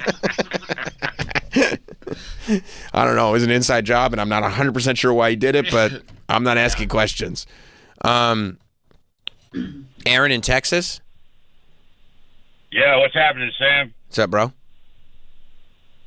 Yeah, so how many times have we run in this scenario? I mean, if humans fight, like, 100 gorillas and you got 100 guys fighting each one, we might win 1 out of 10 times. Yeah, but bro, if Gorillas are going to rip our arms off and beat us with them. yeah. I mean, and you can't run this scenario more than once unless you're like, one of these depopulist people. You're trying to depopulate the earth because we ain't surviving. Thank you, buddy. Jeff in Maine. You get yourself a kitten. You give it to the gorilla. When he's distracted, you punch him in the jaw. Right. And you take out his leg. Humans win. The humans win. Thank you, Jeff. I'm glad that he had the kitten ready to go. He's like, and I'm auditioning. He had everything ready. I'm auditioning. He had his bell. He had his whole thing. That's why I hung up on him before he could get to the inevitable prank. No, I think he's being serious because remember there was that gorilla in the 80s that had the kitten. Wasn't it like Coco or something? Coco loved his kitten. Yeah. Yeah, but there was that gorilla in the 2000s that ripped off that lady's face. That's different. She didn't have a kitten. Benny in Iowa. Coco was so sad. Citations, boy. What's up, dude? What's up, boys? Hey, all we need is old school Jane Goodall. She lived in the jungle with gorillas. Yeah, you know what? You're right. Finally, Sorry. And then she finally Sorry. gives up some of that fucking jungle puss. Okay. And as he's fucking going to town on her, then she fucking pulls a Paul Heyman and fucking kills him. Here's the problem, Benny. Thank you. That was really worth it. But if we got Jane, I wouldn't trust her. Jane Goodall would be a great strategist. She would turn. She would turn. She would take the gorilla's side 10 times out of 10. There's no doubt. Wayne in Virginia? Yeah, I was going with the same angle in a way. You've got to go with the girl. You guys have forgotten that. Why not the equalizer, Queen Latifah? I mean, my God, have you seen how fast she is? Oh, shut up. They spell Queen Latifah. You still know what I'm saying. Yeah. No. Latipha. Okay. Like you added stuff to that. Like that's a hard way to spell. Yeah. No, look, I think I'd be open to having women involved in the fight. Yeah, sure. I mean, I can't think of one offhand, but no. Luna Vachon. Luna would fucking rip. I'd put her on my team. Maybe the Glamazon Beth Phoenix. I mean, China, if she's still with us. China for sure. Yep, 9th wonder of the world. Yeah, that's 2 or 3 if we go with Sam's pick. The Glamazon? Yeah, I would. Nicole Bass. Nicole Biggins. Nicole Biggins I'd throw in there too. Just because she'd just start yapping and the gorilla would be like, fuck it, I'm done. I tap. I don't need to hear this. Yeah. I don't understand why I'm not. Okay, all right. You win. Don't you think that I should be okay? All right, enough. Get me the hell out of here.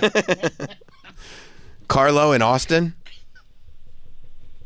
Yeah, I just wanted to clarify some stuff with the UFC and MMA thing. Y'all are giving Eddie Hall too much credit. I mean, he basically fought 2 baristas. No.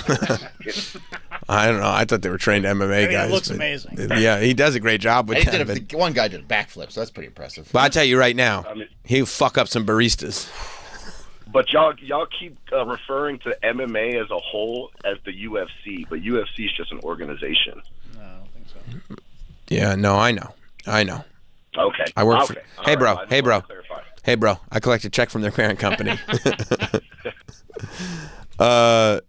Tommy in Illinois. What's up, Tommy? Hey, Sam. How you doing? Fabulously.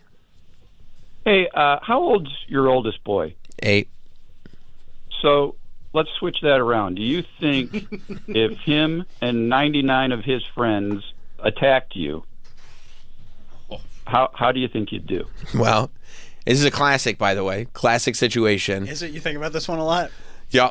I mean, now that I know, now that I've seen it, I bring him to wrestling practice and stuff like that. I'm probably good for no more than 10 of them. Really? No more than 10. What happens? Then they start to pile on. Then they start to... The dick and balls. Well, they might rip it off. Yeah. No, they can. Yeah. I'd say. I was thinking about punching, but whatever. Troy, no way. You'd be able to bring down at least 38-year-olds. You think 30?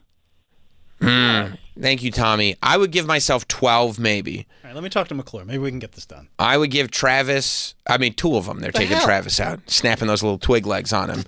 Troy, you do the best because you would see black. You know what I mean? See red, whatever. Like you would lose yourself.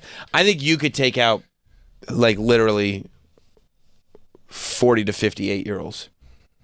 It'd be a bloodbath, and you'd feel really bad after, but you wouldn't know what was happening in the moment. Yeah, and you'd shit yourself a bunch. That's just whoever I'm fighting, I'm shitting. So, yeah, I think that's, and there's no strategy with 8-year-olds. Like they can't get together and be like, all right, let's put a strategy together. No, if they're smart, they can. No, if they're all Mensa. You can't be in Mensa when you're 8. They don't let 8-year-olds in Mensa. What the fuck are you talking about? What if they're all just young Sheldon? I kicked the shit out of young Sheldon. You kidding me? I hope that kid's one of them. He's going first. That kid right there, bring him first. All right, I'm going to be 100% honest with you. I was planning on 15 to 20 on that one, so we should probably take a break.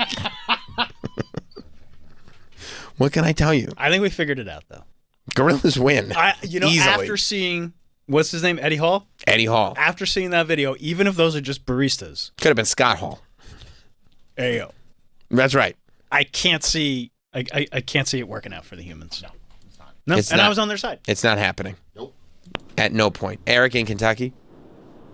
What's up, y'all? How's it going? Fabulously. So I think the gorilla wins in a walk, but all of this conversation reminds me of something from the great Ron Bennington years ago. Mhm. Would you rather fight one horse-sized duck or 100 duck-sized horses? I think We don't have time for that. 100 duck-sized horses, because ducks are deceivingly mean and they peck, and I feel like a giant duck would really be a force to be reckoned with. Yeah, couldn't you just boot the... You start kicking those little horses, because I feel like I could take out at least... I could take out like 6 or 7 Shetland ponies, I feel like, and duck-sized horses are even smaller. So I would definitely go with... They got a lot of muscle on them. They do. I can't say I'd win, but the fight that I would take is the 100 duck-sized horses. I think you're right on that one. And I think we can all agree, all props to Ronnie B. I mean, at the end of the day, most conversations should end like that. All props to Ronnie B. We're going to take a break. If you got other theories, call in. Maybe we'll continue to talk about it after break because a lot of people want to talk about this. No, we got a lot to do, okay? A lot to do. We learned about Mark Zuckerberg on the Theo podcast yesterday. He's got a lot to say. Maybe we'll take a look at that. Maybe we will. Maybe we won't. Who's to say? We'll be right back. We will be right back with Sam Roberts Show. We're back with Sam Roberts Show.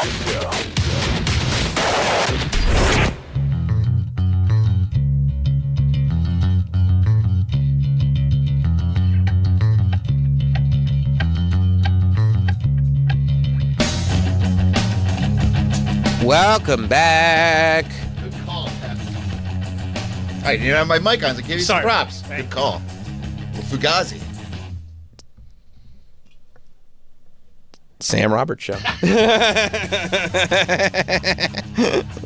Oh, man. That was a wonderful discussion. I feel like we did it. Huh? I feel like we did it. We did it. We did it. We got to the bottom of it, and I told you we were going to figure out the 100 men versus one gorilla thing. I told you we were going to figure it out. I think that we did. And, I feel like we can stop talking about it now. I don't think that... like forever? Well, I just don't think that it needs to be an issue anymore. I think that everybody who's been discussing it online, just point everybody in the direction of what we just discussed. And I think, we figured it out. The gorilla wins. 10 times out of 10, the gorilla 100% wins the thing. Are you okay? Did you fall down? Did you pass gas? No, I opened up my lunchly box. Okay. I didn't realize it was snack time. Oh, it's not snack time? No, you can. That's weird. I mean, this is the second strangest place that somebody has decided Well, I got inspired by the conversation yesterday. You saw that? Did you see? So yesterday, and if you didn't listen to yesterday's show, listen on demand, because the conversations the conversations we have every day. You gotta listen to every show, and they're all available on the SiriusXM app on demand. But we were talking about how, as part of the WWE podcast that I do, the Raw Recap podcast that I do for them, we interviewed Logan Paul after Monday Night Raw on Monday night, and he was getting onto his private plane. And, you know, Logan Paul and KSI and Mr. Beast, all the social guys, they... Oh, snack time for you, too? Yeah, I'm just having my lunch lead. Oh, okay. I didn't realize everybody's going to help themselves to a lunch lead. Okay. They came together, and they made a Lunchables for the new generation, you know, called the Lunchly, that has a Feastable bar, which is the Mr. Beast candy bar, and a Prime, which is the KSI and Logan Paul hydration beverage. But I said, I mean, it was just very strange. Oh, it smells good. It does? Okay, you got the pizza. I got the pizza one. Yeah. Oh, okay, good. I said that it was a crazy thing seeing Logan Paul eating his Lunchly, you know, brand thing that looks like a Lunchable on a private jet while we were doing an interview with him. I love it. I think that's so funny. But the most it was so funny. I couldn't believe it was happening. It wasn't like it was just product placement, that it was just in the background like on some of the podcasts. But literally, he opened the box, started assembling the pizza, because, you know, they make it where you have the cracker dough thing. Right. And then you have the cheese and the pepperoni and the plastic packet of tomato sauce. And he started assembling this pizza while we were talking. But he did the damnedest thing that I've ever seen. I noticed he was doing something with one of the pieces of pepperoni, one of the ronies. He was spreading the tomato sauce onto the dough cracker thing with the pepperoni. I'd never seen that before. That's genius. Genius, because he got the even spread across, and then that way you can enjoy the pizza like it's a fine Italian cuisine. I'm going to do the same thing. You know the way, and is that the first time you're doing that? Yeah, although I'm having a hard time here. Well, yeah, they're built for I'm afraid 6-year-olds, so I can see where you'd have trouble. I don't have a 6-year-old. Really? Yeah. Struggling. Yeah, they're built for small children to eat at lunchtime, so I could see where on their own. Yeah, by themselves, like just at school. You just give them the box. Yeah, like these are specifically like, hey, your parents don't need to help you. Right. This is something you could do. This is literally created for neglected children. I'm gonna make a mess. You can't figure out the Lunchable. Well, the tomato sauce, I'm having a hard time opening it because look, I'm afraid that if I squeeze it, it's just gonna explode. Yeah, I mean Logan Paul had no problem at all. He actually did it. He may have had somebody like open it for him. No. I watched him open it. He did it while we were doing the interview. Really? Yeah, he did it like a G. It's literally right here. I got it. You did? Yeah. Okay. Little elbow grease. Perforated edge right here. Yeah, I didn't have that perforated. All right. Well, I'm sure you did. I think he did. All right, now watch this, Sam. Watch this. Okay. Oh wow. Oh, it works like a charm. Look at that. That's amazing. I've never seen anything like that before. It's impressive, isn't it? It's really impressive because now you have an even disbursement of tomato sauce. Were you able to get your tomato sauce open? I mean, I haven't done it yet. Oh, okay. But I have no doubt in my mind. What's the odds that on the other side of the packet there's a perforated edge? 100%. Yeah, I would say so. I don't think Troy got the one that missed the product line. I would say All right, that's. here we go. I'm gonna give it a shot. 100% right. Okay, wait. Okay, we put the cheese on it. Cheese on it. We put a couple of Ronies on top. It'd be nice if it was toasted, but that's not what we're doing. Well, you're not supposed to. They're meant to be eaten right out the box. I'm taking video. Take a video. Okay. Here we go.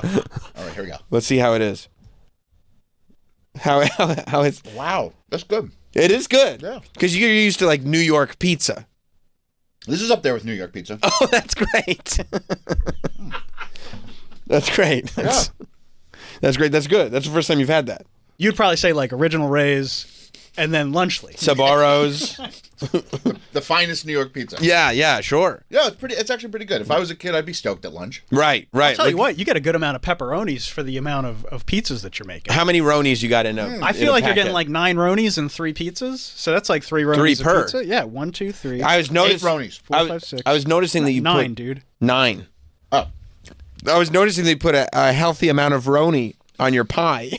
And so I was like, oh, I hope he didn't overdo it. And now he's going to suffer through the next couple, but there's enough for all of them. Yeah. I didn't know there was a Feastables Milk Crunch in here for dessert. Oh, yeah, that's the Feastables chocolate bar. Man. That's probably, you know what? Better tell my wife not to make dinner tonight. That's I'm gonna be full. That's where you get the 12 grams of protein, I'll bet. Oh, is in all the that's where roni. protein comes from. Okay. Yeah, because what do you got? 360 calories is not bad for a meal. Yeah, 12 grams of protein. That's probably because it's got so much pepperoni in here. Sam, look at this. Wow, so easy. That came off easy. You didn't struggle at all. At all.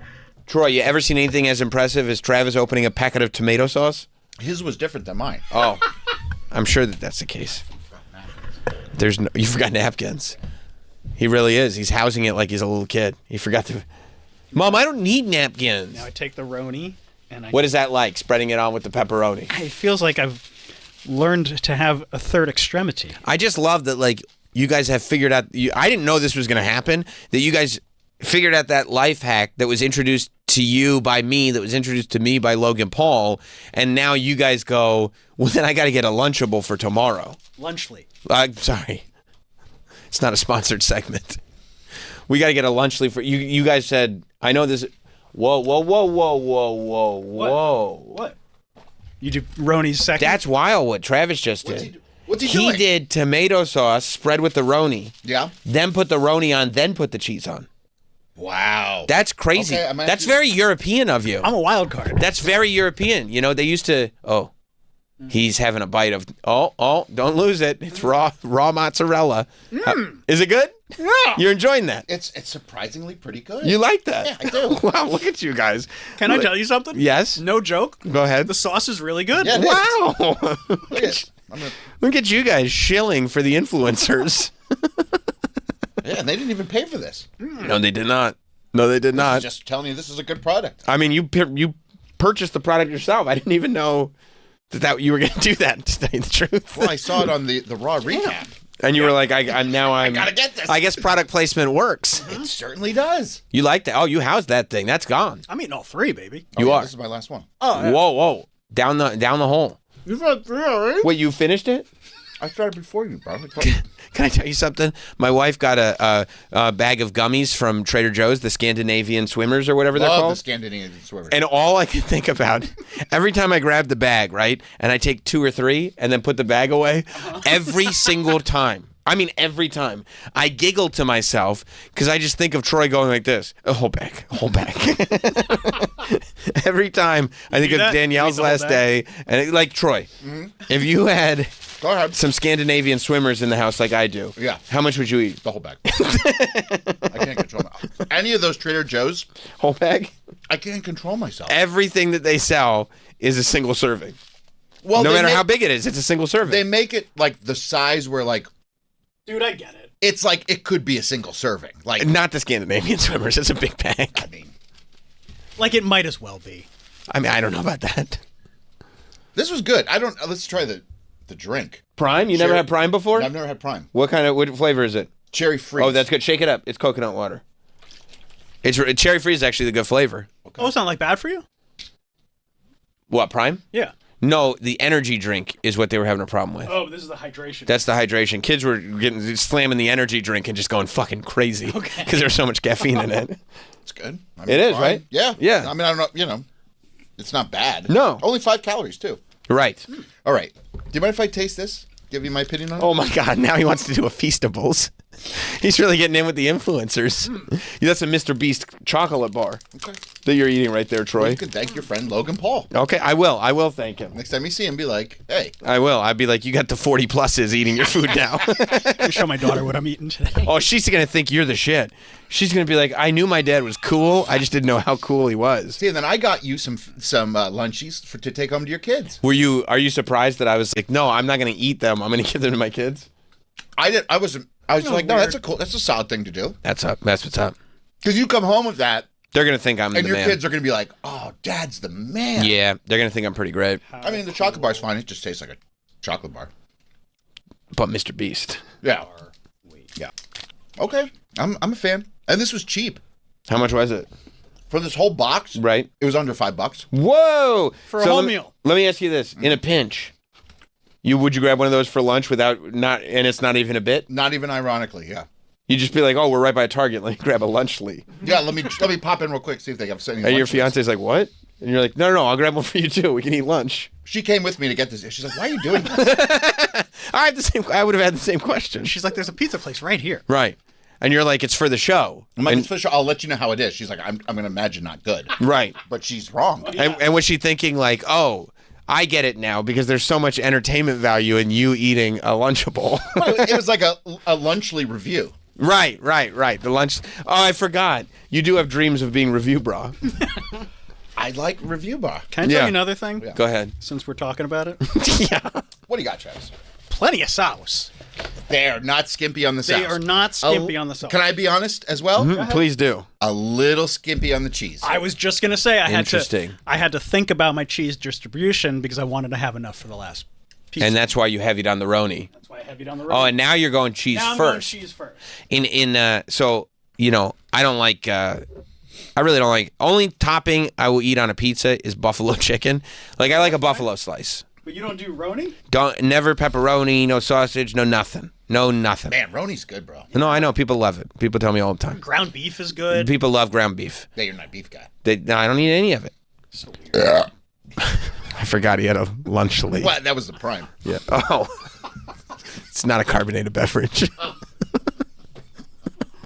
So, there's no carbonation. It wouldn't make you do that.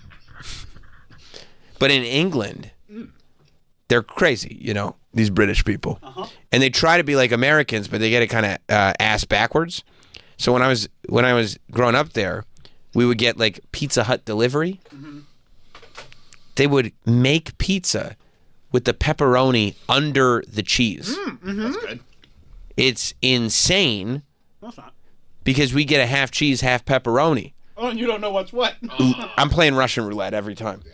I'm playing Russian roulette. Like, I don't know what I'm getting here. I'm sitting there, like, about to take a bite of the slice, not knowing how this is going to go. Do you specifically not like the taste, or you just like, nah, I don't want to try it? Bro, it's like everything. I decided I didn't like now I know what the taste is because it was packed under the cheese half the time. And it was no good.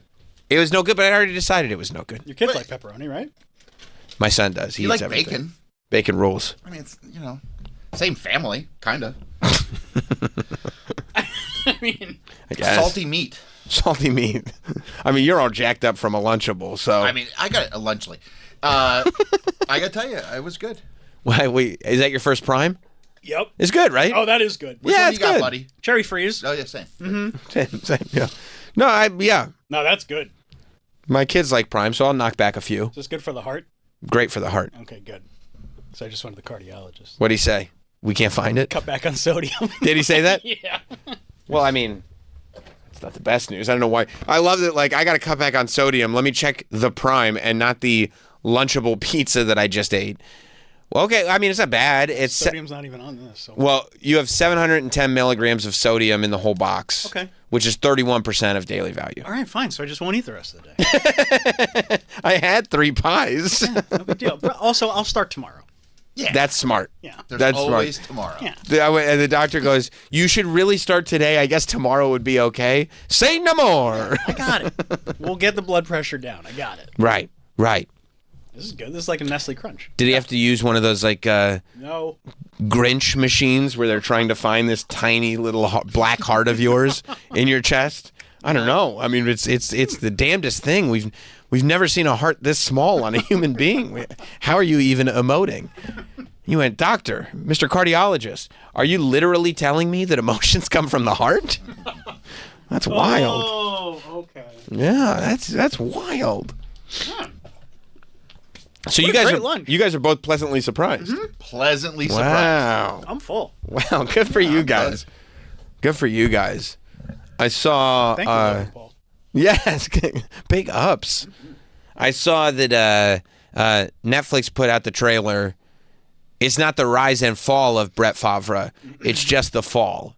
They're just doing a documentary. Only the fall. Which, I mean, that's what the doc should be, I guess. That's a wild thing. And it's also a little bit ballsy. The fact that at one point he was running around trying to sue broadcasters for saying stuff about him. And now Netflix is just like, hey, Pat, hold my beer. We got a doc to put out. Yeah, because, I mean, they're doing the whole, obviously, the sexting scandal.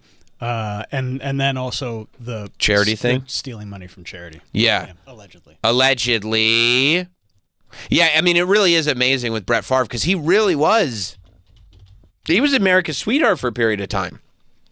I guess. I mean, he was a beloved quarterback. Like he was. He was one of those guys that like he was that iconic in Something About Mary American story. Exactly.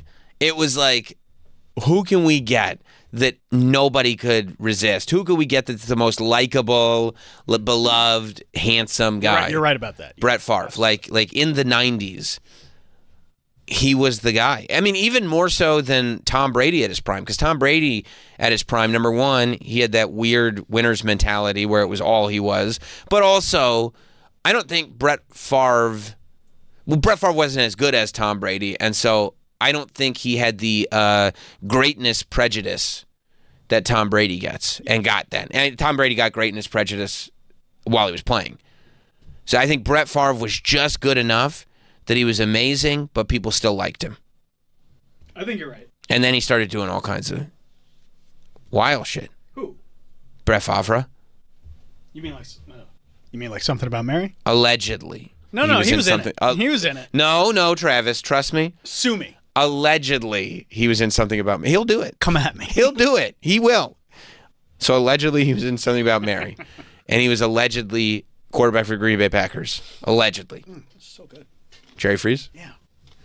And Netflix, this is the next Untold doc, which most of them have been good. They're like 30 for 30s where you're pretty safe. It's a pretty safe bet. And then every now and then one comes in that's totally unnecessary. Like, I don't know. The Jake Paul Untold kind of seemed like a little bit of a puff piece. I didn't even know they did that. I think that was an Untold. Yeah, they did one about Jake Paul, and it was like, I don't need this. What are they trying to ruin his name for? There's no ruining. But his brother does. I mean, lunches. he was involved in it. Jake Paul was. So it wasn't even like I was like. Yeah. But like, I think what put Untold on the map was the hockey one that we love. Oh right. The Danbury Trashers. Yes. Which, by the way, AJ Galante. Yeah. Still, it's my boy. That's awesome. We text. He's my guy. That's a cool friend to have. Yeah, he's the man. So I'd like to be friends with the dad too. That'd be cool. But so this is okay. So yeah, Malice at the Palace was a good one. The Brawl in Palace of Auburn Hills. They've done this many Untolds. Yeah. Okay, so I've seen Malice at the Palace. Crimes I've and seen Penalties. That's the Danbury Trashers. That was great. I think I saw Deal with the Devil. I think it was good. I did not watch the Caitlyn Jenner one. Oh, The Girlfriend Who Doesn't Exist. That's good. Oh my God, that's the Manti Te'o one, right? Mm-hmm. Yeah, that one was fucking awesome. I did not watch Breaking Point. I watched The Rise and Fall of And One. That was a fun one because And One, when we were growing up, was huge. Oh yeah, the And One mixtape. I think I watched the NBA referee one. I think that was pretty good. Yeah, I kind of stopped watching. I haven't seen a lot of these. I think I watched Aaron McNair. I saw. I think I watched the beginning of Race of the Century about the yacht club, and then lost interest because it's yachting. Yeah, I think I might have lost interest in the Florida Gators one. I didn't watch the Johnny Football one because I think everyone's kind of over him. And you're more of a Johnny Blue Jeans guy. If they did a documentary about Johnny Blue Jeans, then yeah, that would be sick. I don't remember if I watched Sign Stealer or... I think they hit me with so many Untolds, and there were enough of them that I didn't need, that I kind of lost